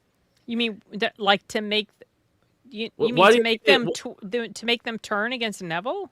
Well, yeah, when you say that makes them more neutral, gray, not exactly like red, evil enemy. From what I understand, the mafia, it kind of like what he said. They didn't like the Nazis, so once they found out that that's what they were dealing with, they weren't going to put up with that. So it seemed kind of in line with what I've understood about the mafia back in the day, and maybe they'd be willing to do stuff with anybody because money, but they actually had a line. Yeah, and also another thing is like I remember reading a novelization of this film years ago, and one of the things that stood out to me was that Eddie, they tell more of Eddie's backstory in the book, and they reveal that he was actually a veteran of World War I. Oh wow! Okay, that would have been cool That'll to do know it. that in the movie. Yeah, so clearly he's fought for America. As much as he's a criminal and all that, he still has that patriotism, that sense of patriotism running through him. And when he finds out that, well, I'm being used by a crowd, I'm not gonna do that. That's right, because they fought them in World War I too. So Yep. That's an interesting fact. Yeah, that would have been kind of cool if we had that interjected here at some point. Yeah. I feel like, I like the idea of having sort of like a gray force where they're sort of like in the middle, evil, good, whatever kind of either suits the situation they're in, or maybe there's like a bridge of like an important value that we both share as a good person versus a bad person. And I feel like in life, a lot of villainous forces are kind of gray. Like we don't totally disagree on everything with everyone, right? And it's not like every evil force just absolutely embraces evil, and there's no like middle ground there. So I think it's kind of interesting. Written villains is when they have their nuance. There's layers to them. Yeah, exactly. And I was pretty pleasantly surprised by the end when they turn. That that was a nice little tidbit. I didn't expect that. I thought it was a fun addition. And if it weren't for more of the Germans showing up, they would have stood a chance. Could have been very different. Could have been very different. But let's just get to a few of the chats, and then we'll move on to the next chapter. First, let's start with our friend Kyle Corwith is here. Hey, Kyle. He says, and he has a good word for this film. He says the word that sums up this movie is beloved. It's a classic adventure film. It should have gotten a sequel in the 90s, but they lost the chance. This lives in the pantheon of Indiana Jones and the Mummy. Absolutely, Carl. In that same zone. It feels pretty different than those as well. Well, mainly because there's not a lot of there is no supernatural artifact that they're going after. The MacGuffin in this one is the jetpack. Yeah, that's for sure. Cool. Thanks, Kyle. Good insight. Let's see here. Brawler, Lothar painting when? I'll never paint that, man. Or draw. All my stuff's illustration. I also paint murals, as you know, but no, I'll never draw him. That's way too small. No, I'm not into this movie that much. If I'm gonna be drawing something, I gotta be obsessed with it. So yeah, not there yet. I'm thinking about drawing Robbie from The Pit. I love The Pit. And we'll see if they destroy his character in this at the end of the season. If they do, I'm not going to draw him. If they don't, then I will draw him. So that's probably going to be my next project. If anybody watches The Pit, I'm definitely enjoying that. There's definitely some garbage in there, but there's also, it's a really enticing series. Unlike any of the stuff we talk about on here, just very different, hospital procedurals. Let's see. All right. Well, I think that's pretty much it. Let's just move on to the next chapter. I don't think we're on the concluding chapter yet. Let me pull up a picture. Let's go with, we'll just put this one up for now. So we're on chapter 4 out of 5. So 2 chapters left. This is sort of the semi-finale here. We see, Sorry. You're good. Sorry. You're good. Turn it off. Is someone FaceTiming us on stream? No. No, it's just an alarm. Somebody making a cameo. You're good. Cameo. Nice. So Cliff, our main character, he escapes from the clutches of the FBI, and he heads to the Griffith Observatory for the ransom exchange demanded by Sinclair. Sinclair, unfortunately, he has his girl. He's holding his girl hostage, and he wants the jetpack back. So there's going to be a little exchange between them. This time, unfortunately for Cliff, he is alone, and he's seriously outnumbered. And he reveals in front of Eddie's gang that Sinclair has a German allegiance, and the Valentine's gang is not happy. They don't like that at all. And as Ian just pointed out, that the main guy, Paul, he was not Paul. I'm stupid. Eddie was a World War I veteran, so he did not like that. And the mobsters they turn on the actor, and they got all guns on him. It's looking like a pretty bright moment. And then all of a sudden, our good friend Sinclair, he reveals that there's tons of Nazis waiting outside, and probably 30 or 40 of them appear from the bush out a bit of a distance away, and they're really screwed now. And behind them, it looks like the feds appear as well. So there's a big army here, two giant forces, or maybe 3. You got the Eddie's gang, you have the Rocketeer, and the feds. They team up against the Germans, but there's a butt ton of Germans. So we get a pretty enticing clash here. Shootout erupts as, the hidden German stormtroopers emerge. And above them, a giant German airship appears, a big old Zeppelin. And yeah, like you guys mentioned, I don't know how they didn't hear this coming. I have no idea how, the American military Air Force defense system, why they wouldn't have seen that coming and would have just shot it down from a distance, very strange situation. But while this is going on, it's pretty action packed. Maybe because it was doing its goodwill tour. Maybe they didn't think it was anything nefarious. That was the all cover. nice. How silent are these things too? That's what I was wondering. It is a blimp. So you got to see that coming. Silence. Come on, that thing's enormous. I can't even believe that sort of thing was like a real piece of history. How did that ever happen? Why would that be the idea of this being a tool? It's totally ridiculous. It's an alternate version of reality. That's what all comics are. I think it's pretty cool. I think if the Hindenburg didn't explode, we'd probably get cruises with airships. I wish we would They do were that. pretty popular, I guess, or they were well known and used back in the day.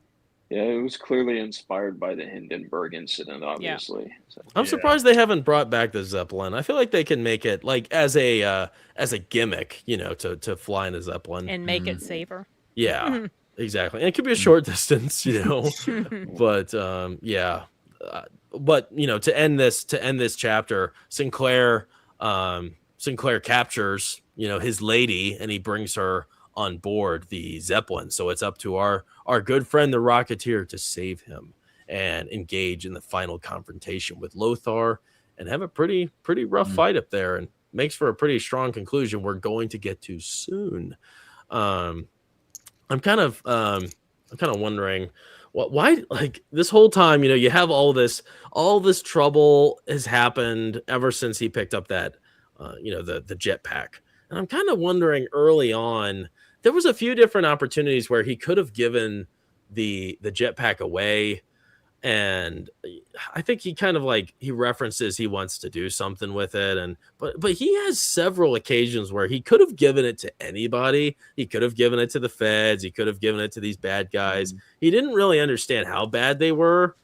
So maybe he could have like handed it to them early on without knowing that they were like evil, like the gangsters.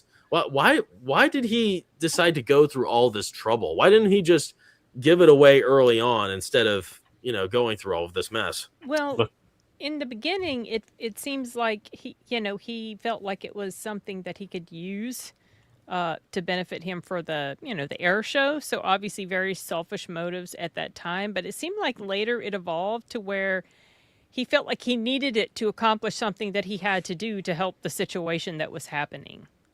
So he started off selfish. He probably shouldn't have done it, but I think it changed to something that it was a tool that he needed, and he was ready to get rid of it, by then, but he had to use it because that's what he had. That's all he had. Exactly. The hero's calling. That's my interpretation of it. He got it, doesn't want to give it up, wants to do some good with it. Another Marvel reference, Ant-Man. Kind of the same thing. Ant-Man, come on. He finds something that's not his, and then and then he uses it for the good of well-being. or another Marvel reference, Spider-Man clearly wanting to use his newfound gift for monetary gain. Instead of that, but then finding out, no, I can actually use this to protect people. Yep. I like that example better. Oh yeah, I bet you do. I think the Ant-Man one applies better though, actually. Oh yeah, thank you, Jackson. Marvel Ant-Man, you bring up Ant-Man. Come on, that's the best you got. They're both. It's both property that's not theirs. They are both superheroes too, in effect. So I mean, I can see it. They're both insect based. How's the Rocketeer insect based? No, Ant-Man and Spider-Man. Oh, okay. All right. So I was gonna say, I guess he could look like a I don't know, a praying mantis or a grasshopper. Grasshopper, the face. Yeah, right. Yeah. Grasshoppers don't have rudders on their heads. Nice. Oh gosh, yeah. Well, I was just kind of wondering about that. I thought, it's kind of funny, like this movie, you try to pinpoint what exactly it is. It's not really much of an action movie. I wish we could have gotten more action, especially with him. I feel like there's like so much more we have to see, especially with him with the helmet on. I just love him in his helmet. Something that frustrated me watching this was that he, every time we see him in the suit or like fresh off of landing, he takes the helmet off. He always takes the helmet off. Can't we just get more time with him in the helmet? Because the helmet's the best part of this whole ensemble. Well, it's probably uncomfortable. I was gonna say it's bad. It's probably hard to breathe.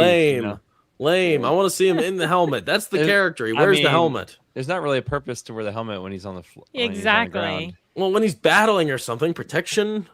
Well, I mean, he doesn't have powers. He can't see. Maybe he can't see good. Yeah. I agree with you, Jackson. We should have had a lot more action with this stuff, I think. It does feel really rushed as well.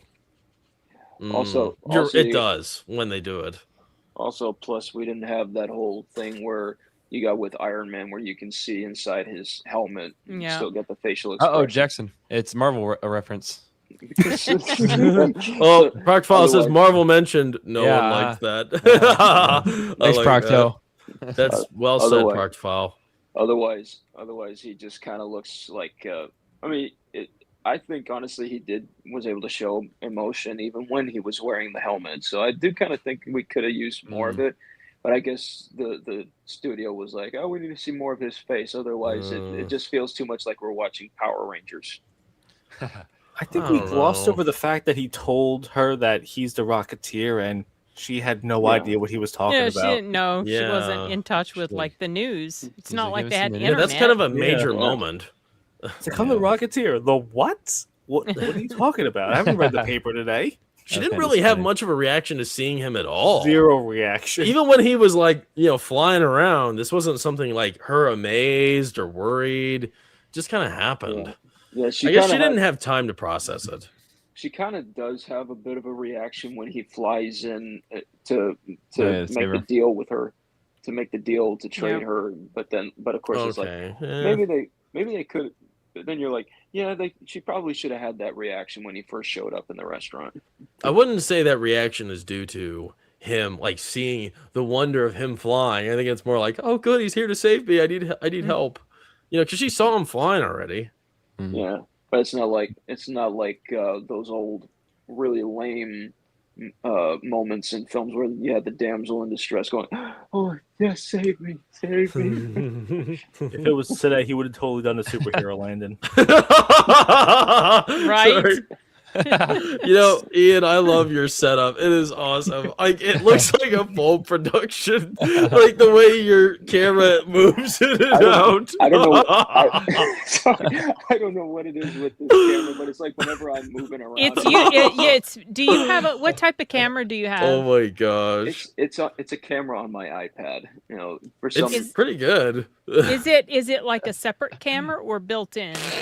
it's built in. Okay, so okay, then there's probably a way you can go in there and turn off the I hand like it. I No, don't gestures leave it. It's that perfect. command it. I had to turn mine off for my camera. It was like I'd be leave it doing on, Sid. reviews. It's fun. I'm doing reviews, and I move my hands a lot when I talk, and the camera would be like one. No, I can't. Oh Can't do my that. gosh. That was amazing. Yeah, get so close. That was awesome. That was like, it looked like somebody was filming you and moving the camera around. Hey, that just shows the scope of your passion. That's good. No, I like that. I like Thanks. that. There really wasn't like, even though this was like kind of a bigger moment, it felt a little rushed, like you said, World War Joe. Like everything just kind of happened at once there.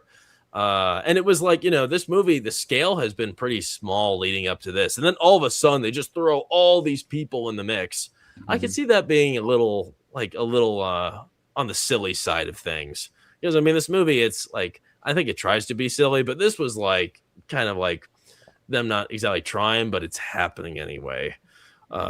Which I don't think is necessarily a good thing. But, sometimes I like that it embraces it every once in a while. Because a lot of this is silly and it doesn't really make sense all the time, but I think they could have maybe switched that up a little bit. But let's move on to the next chapter. If there's no more thoughts, this is the final. I'll bring him up again because he meets a sad end. Chapter 5. This is actually going to be on the shorter side of our streams. They've been pretty long lately, so looks like we're going to be ending a little earlier today. But here we are. So Cliff.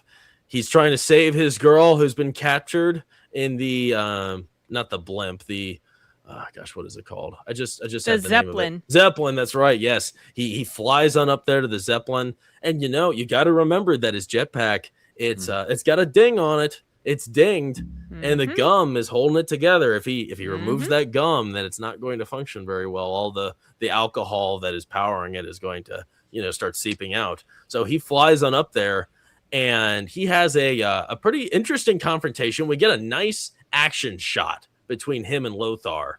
And he's wearing the helmet. And that's cool. I like seeing him. Like, this is the only time we really see him battle in the helmet. And it was a great, 2.5 minutes. Wish we could have had a longer one, especially with this character, because he's so interesting. But, he sort of subdues him. He doesn't, kill him or anything. He doesn't. I guess he gets kind of knocked out. And once he gets inside the Zeppelin, he starts screwing everybody up. And the fancy actor Neville, he's pretty stupid. I can't remember what happened to the pilot, but the pilot died. I think he was caught in the crossfire. He flew out. I thought he flew out. No, he didn't fly out. It's like Wait, when Lothar falls in and crashes through and knocks him out the other end. Okay. Oh, okay. That's pretty funny, like dominoes. Yeah, that was a funny moment. And they're definitely screwed after that happens. I wouldn't know how to fly a Zeppelin. I don't think that's like driving a car at all. But you now have Neville. He's holding his girl at gunpoint, and eventually the two they get into a tussle, Cliff and Neville, and they have a decent little back and forth. And a fire starts to leak on the Zeppelin space where they're you're piloting it, and he gives you have Cliff, and he hands over the rocket pack. Finally finally Neville gets the pack he always wanted. But you know what the Rocketeer did that was very clever. He took the gum off, and now rendering the jetpack useless. Everybody, it's not very useful. And here he is. He reveals that, you know, oh, all of this was a farce. Ha ha ha. I don't actually care about you, Jenny. And he flies off into the sunset. And like, you start to see this. His own sunset. Yeah, right. Exactly. He makes the sunset because his jetpack explodes and he destroys the Hollywood Land sign. What is up with that? Hollywood Land? That's what it used to be. It used to be Hollywood Land. Because of that area or whatever. And then I don't remember what happened to the land part, but it was destroyed. I honestly don't recall, but it's not there anymore. So now it's just Hollywood. Now it's just become the name for the business as a whole, in addition to the area. Yeah, I don't like Hollywood Land. That doesn't have a good ring to it. So I'm glad they got rid of that. They might have made a movie called Hollywood Land or featured that. Was it a Ben Affleck film? Yeah, where he plays George Reeves, the actor. Yes, it's about the George Reeves murder. Yes, exactly. Or supposed murder. Or, you know, they say suicide, but some people think murder. Yeah. Oh, okay. That shit was definitely murdered. It seems weird. It really does. Nice. Do you guys think that Ben Affleck made a better Batman or a better Superman? Wait. I like him as Batman. I really like him. He's my favorite Batman. When was he Superman? Yeah, I don't think he was. No, in the movie, in Hollywood Land. When he's that's right, because George. I never have seen that movie. So George George Reeves used to be. He was in the suit. So George Reeves was like the first Superman. Well, the first big Superman at the time. Yeah, there'd been other actors before him who played Superman. Oh, okay. He was very well known. Yeah. But yeah, wow. There's a scene in the film where he's making where he's doing a show for these kids dressed up as a Superman, and before he goes out, you know, he says to the guys, does this suit make my middle area look big? And then he runs out there, and you know, like, they're shooting fake guns at him, but of course there's no guns or bouncing off of him, and the kids are having fun cheering, and then this little boy walks up to him and says, "Hi, Superman. Hey, what's your name, son?" "Kevin Giles." And he takes out his gun and he says, "Can I shoot you?" And it's a real gun. Oh, crap. Yeah. And he's like, "Kevin, why would you want to do that?" "So the bullet will bounce off." And he's like, "Well, if it bounces off of me, yeah, that's fine. But what if it hits someone else in the crowd?" Yeah. Do you don't want that, right? And he's like, "No." Man, gosh. this is a true story. Yeah. Wow. That's sad. Yeah. Man. Wow. All right. Sounds interesting. What's this movie called?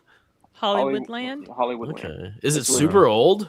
It's like from like early 2000s. It's, okay. It's like him, Adrian Brody, Diane Lane is in it, which is actually funny because I've seen. It's like someone took the clip from Batman v Superman when, you know. Yeah, that's right. Yeah, and where he says, "You're letting him kill Martha," and then he's like, "Why did you say that name? Say Martha." And then you see him like, but it's like it's not. They cut to the scene from Hollywood Land where he's in bed with Diane Lane. Nice. Like, why did you say that name? That's funny. That's weird. Nice. The internet is so weird. That's for sure.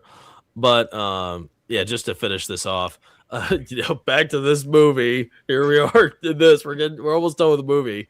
But you know, so our friend here, the actor, he dies and he explodes. It's actually another kind of graphic image of him being consumed by a ball of fire, and then you just kind of linger on him, you know, in agony and fire, and then he blows up the land sign at the end of Hollywood. So yeah, he had an impact because, you know, land is out of Hollywood. He was the reason, I guess. But while this is happening, I was wondering, like, how on earth are our heroes going to get out of this? I thought this was a great high stakes moment with no hope. It's really crazy that they were able to do this. And I think this movie, my gosh, it did such a great job at creating high stakes where it was unpredictable. There was a lot of the times where I did not know what was going to happen to the Rocketeer, to Jenny, because there's a lot of surprise moments with a lot of shock value in them too, especially with Lothar. And I loved that about this, even though it's like an innocent tale and it's kind of for kids. It has some really adult moments to it, and it's very effective. And this final moment is very, it's an emotional sequence where they're on the top, and she, they think they're about to die, and she tells him first, "I love you," and then they embrace. And thankfully, Howard Hughes and Peavy are in some very strange like helicopter plane I've never seen in my life. Isn't that the plane was that the plane he glided out in? I don't think so. It almost looked like it. Like the helicopter things. Yeah, okay, maybe not. But maybe it was. I don't know. I didn't notice those on the glider he was, messing with. No, I didn't either. I thought maybe they'd modify it. Maybe they installed them. But yeah, so they barely get saved by a hair there, which is, kind of crazy. And, it looks good, even though all of this is pretty old and some of it looks kind of sappy and cheesy. It looked great. I think the effects looked great here in this final moment. And our heroes are saved. We move on to the touching epilogue where Howard Hughes, he gives Cliff a brand new racer and he gives him some more gum for good luck. And I really like the moment where he's like, he wished he could say thank you, but Peavy was like, he saw the look on your face. That was enough. And man, that was just such a humbling moment where, you're just so excited about something and you can't express the gratitude to the people that have made that effect on you. And there's just something about seeing someone with that sort of gratitude that's already rewarding enough and tells the story itself. And that's what happened here with his character. And that's, that's rare when that happens because, geez, people aren't thankful for anything anymore. But, this is happening, hunky dory, everything's happy. And Peavy is now dreaming of building his own rocket pack. He's got the blueprints. So pretty happy ending here. No complaints. Yeah, because Jenny found the blueprints in that's right. Neville's mansion and stole them. That's kind of like supposed to lead to like a sequel, right? Like that's supposed to get us thinking. Because like I recently saw an interview with Jennifer Connelly from when she was promoting the film, and she said that there were, they were potentially thinking about doing sequels after this, only if the movie was a hit. So it obviously the whole sequel potential depended on whether or not this movie hit it off with the audience. Fortunately, it did not. Obviously, like you said earlier, Sin, because at the same time you had Terminator 2 coming out, which was the sure box office hit at the time. Real quick, I see here, you look so familiar. If Batman had a parrot, I can't remember where I've seen you, but good to see you, man. Thanks for joining us. So glad to see young people watching good movies. Hell yeah, brother. Hell yeah. We're happy to do it every week, man. Every week. Join us for the wild ride. Be great to have you on. Next week's going to be a pretty interesting conversation. So stay tuned. I'll let everybody know what we're going to be talking about next week soon. Wow, you love this one. 10 out of 10 movie. Man, cool. 10 out of 10. Yeah. All right. Good stuff. That's the highest rating I've heard of this movie. It didn't get very good reception. It had pretty low scores, like 60, 65, 66%. I don't know. Or maybe it was like the 70s. It wasn't very high. So I gotta take a look at that again. But hey, at least you were into it, bro. That's good. I definitely had a good time, and I like this final moment and the Zeppelin scene. I love just seeing, like, I think that was his, like, performance wise. I think that was Cliff's best moment, was just taking in how happy he was to get that new plane from Howard Hughes. It just looked so real, and it just feels, I feel like I've been in his shoes where something big has come up for me and I don't know what to say, but they already know that I'm thankful. And that just felt really authentic, and it stood out to me pretty strongly. I just have a few more questions before we wrap up for the night. Why, this is like obviously the classic tale of damsel in distress, right? And I like that tale if it's done well, right? I mean, there's a lot of cheesy versions, and I kind of wish we would get more of that now, because I think it's something a lot of, young men kind of, aspire to be the hero, to save the lady, right? I mean, every guy wants to save the lady. And I'm kind of wondering, why is it that the damsel in distress as a call to action is such an effective force for inspiration? I mean, it stood the test of time for, probably over 100 years, right? Why is it so potent? It appeals to the nature in men to want to protect women. The ultimate male fantasy: donning the superhero outfit and saving your girl. Yeah. Plus, it's also a confidence booster. You think about it, guys. If you can overcome great obstacles in order to achieve this goal of trying to find companionship, you feel more assured of yourself, and I think a lot of people, especially people who call it a toxic mentality, miss the whole point of it. The point is it's someone trying to do something good. You see someone who's in danger, someone who's been hurt or is taken hostage, and they're trying to protect them. They're trying to do something positive. That in and of itself is a good thing, but it's like they think, well, it just shows the woman as weak. But if you watch this film, Jenny never really comes across like that. Yeah, she's been kidnapped. Yeah, she's been drugged. Yeah, she's she's they kind of make it look like those old Pulp Fiction cover novels where you had the scantily dressed girl who looks like she's in this or something like that. But it's like you see her playing in that scene, playing that part in that scene with Neville, trying to make him think that she's helpless, she's incapable of taking control. And then when he least expects it, she takes that vase, and hits him over the head with it. She's not just idly waiting around for some hero to come and rescue her. Yeah. She's being proactive as best as she can. Let's be honest. It's not like Princess Leia. Princess Leia in the first Star Wars movie, it starts out as also a bit of a damsel in distress, but even then, she's still being proactive. She's fighting back against the stormtroopers. She grabs a gun and basically takes charge of the situation, even though Luke and Han have come to save her.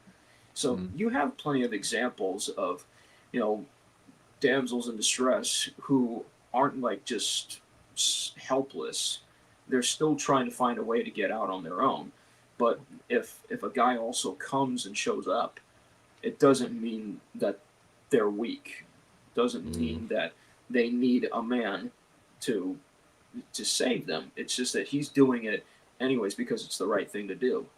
You got that scene from Wreck-It Ralph 2 where Vanellope sees all the Disney princesses and Rapunzel says, "Do people assume all your problems got solved because a big strong man showed up?" And she's like, "Yes, what is up with that?" But it's like, you look at all these great Disney animated films.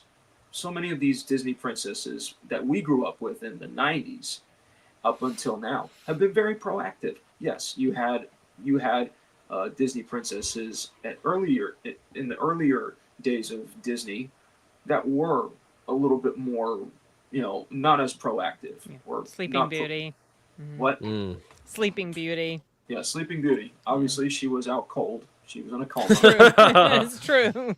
She was out cold, all right. Snow White was too. Even if you look back at Snow White, I mean, she's not really much of a damsel in distress if you think about it. She does take charge of the situation that she's in. She's being helpful with the dwarves' cottage, and she's also asserting authority. Telling them, if you want food, you got to wash up. She's still exerting authority. At first she's scared out of her mind because her stepmother tries to have her killed, but then she finds a way to make the situation work for her.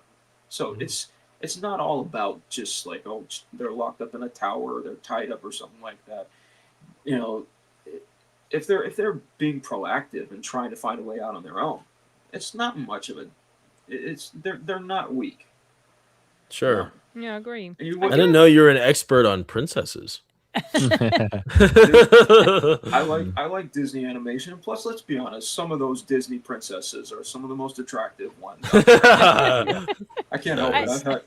I have a question about something that Jenny did that I wrote down in my notes, and I forgot to bring it up until now. Yeah. When she runs away from Neville and closes herself up in that room, why did she magically know to start looking for an entrance behind a bookshelf? I don't think she did. I think it was accidental. She was messing with the books like she had intent. Wait. Yeah, you're right. Because there was a moment before Neville came into the room, right after she woke up. She was able to see through a window across the hall into that room. So she saw him come out of that. Ah, okay. Okay, I completely forgot that part. You're right. That's a small detail. Yeah, it's like a blink and you miss it sort of moment. So I totally forgotten about that. Our friend Emperor Goodwin's here. I'm In Willem Dafoe's voice, I'm something of a princess myself. Nice. Are you a princess, Emperor Goodwin? Now I got that image of. Now I got an image of Willem Dafoe and a weird princess dragon. Oh, that's right. Yeah, that'd be a good character. Like to have as like your profile, like Willem Dafoe in a dress. Well, I mean, he did that in Empress Goodwin. Boondock Saints, right? Empress Goodwin. Or something. He was dressed. He was doing something. Empress Goodwin. That's funny. I need to see Boondock Saints still. I have the Blu-ray. I'm starting to buy Blu-rays of movies that I intend on watching in the future, or I'm just curious about. I am absolutely done with streaming services. I cannot take them anymore. I realized, like, you know, everybody doom scrolls on every streaming service, right? And there's something about movies, the way they're like formatted, like as like a scrolling item, like a product, where it's just not enticing or attractive, and there's just endless possibilities, right? If you have a Blu-ray, it's so funny. Even if I just own it, I'll just look at my Blu-rays and pick something out, and that's so much better. Like that experience of picking out a physical Blu-ray to hold and to look at pictures and stuff. It's so different. It's so strange how much of a difference just having a tangible product is. Yeah, it kind of like reminds you of the Blockbuster video days when you go pick out a VHS or. I gotta make plans for a trip to Ohio to see that last Blockbuster that they have there. It's not in Ohio. It's Oregon. Or I'd go there. Or is it in Oregon? Oregon, yeah. Is where? Oregon. Oregon? Yep. Okay. I knew it was either Ohio or Oregon. I wish it was Ohio. That'd be nice. We would definitely go. Oh, because you live in Ohio, I guess? Yeah, we're both Ohio boys. We're Ohio girls. He says, movie posters and physical media artwork was designed to attract attention. Streaming is just crap screen grab from movie. Yeah, facts. Yeah.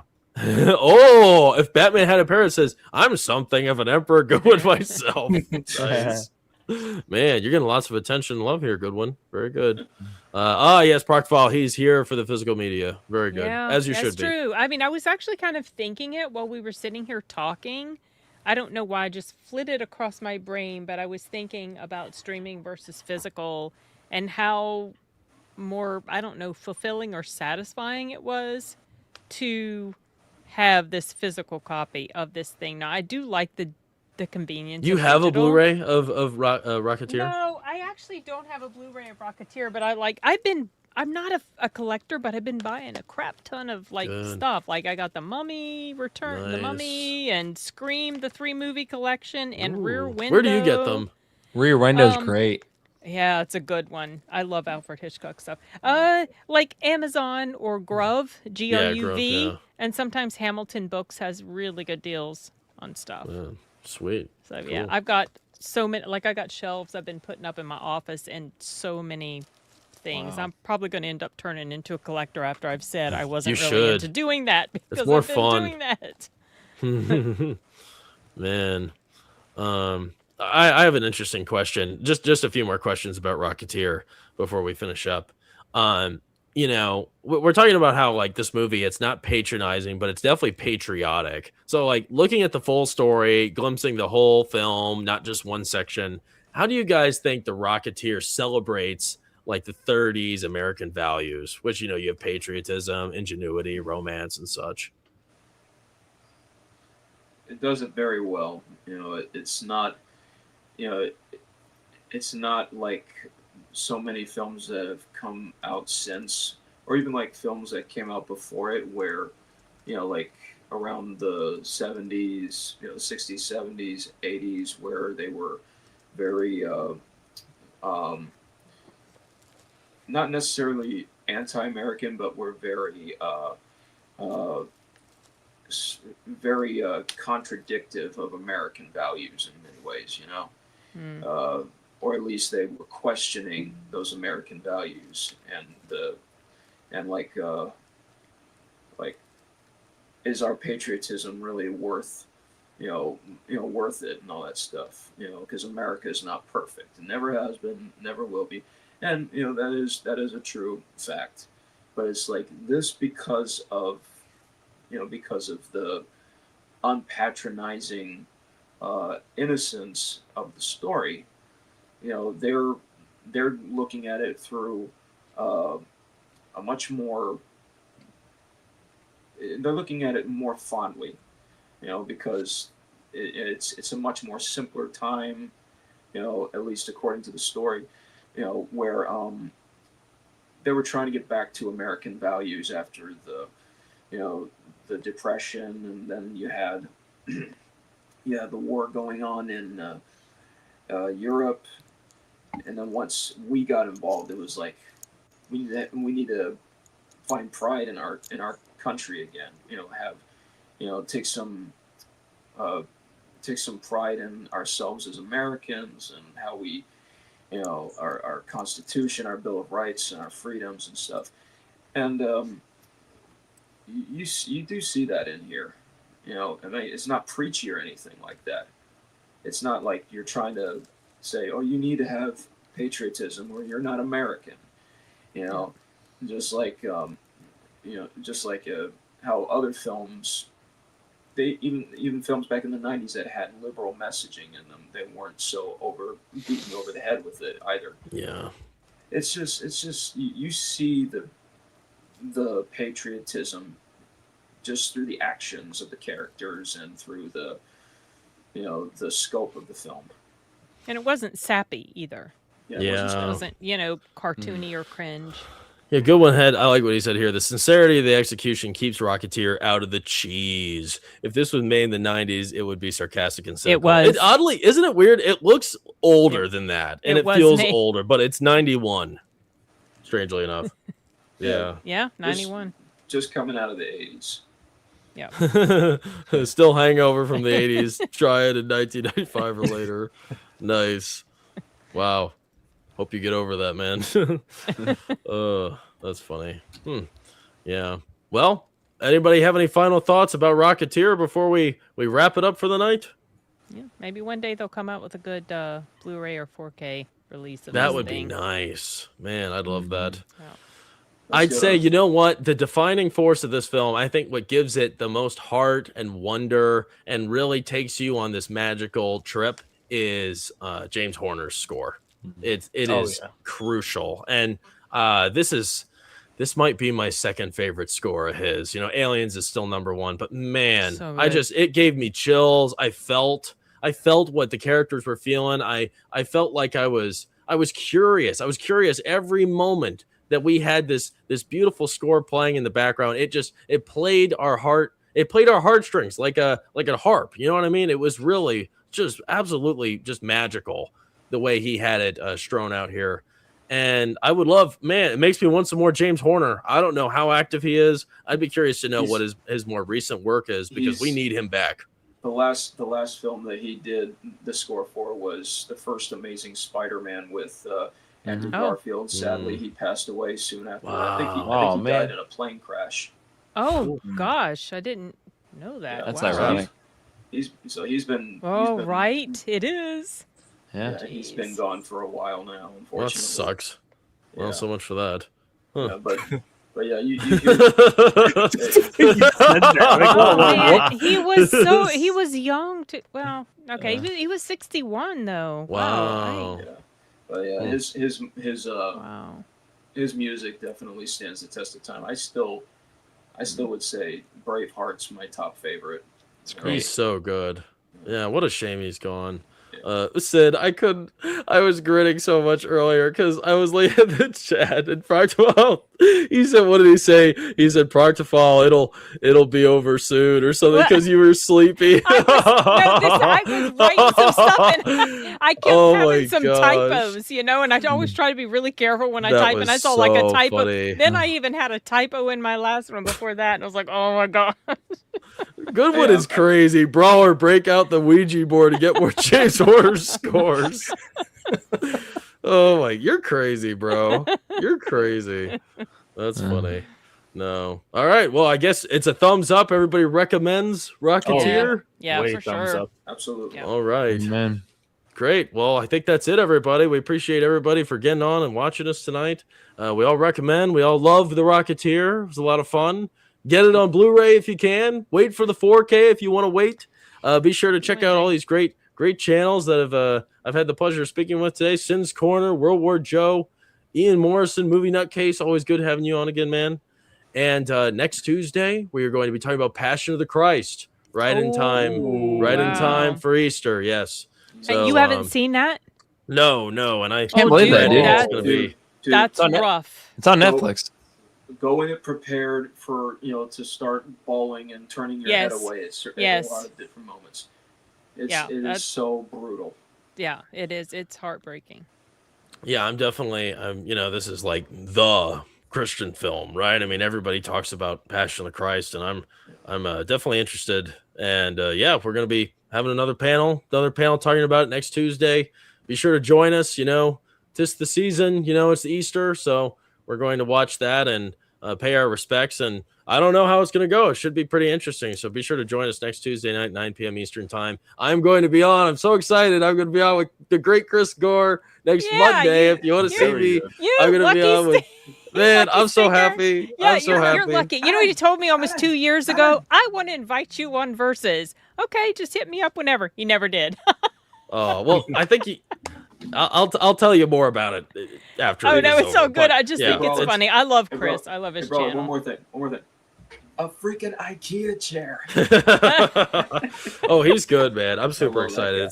I'm real excited. So be sure to catch me on Versus Monday, 4 p.m. Eastern time. We'll be making my debut. Very excited. So yeah, that's it for us, everybody. Never forget, give him the Duke, give him the dog. We'll see you next Tuesday. Peace. Bye. See you, everyone.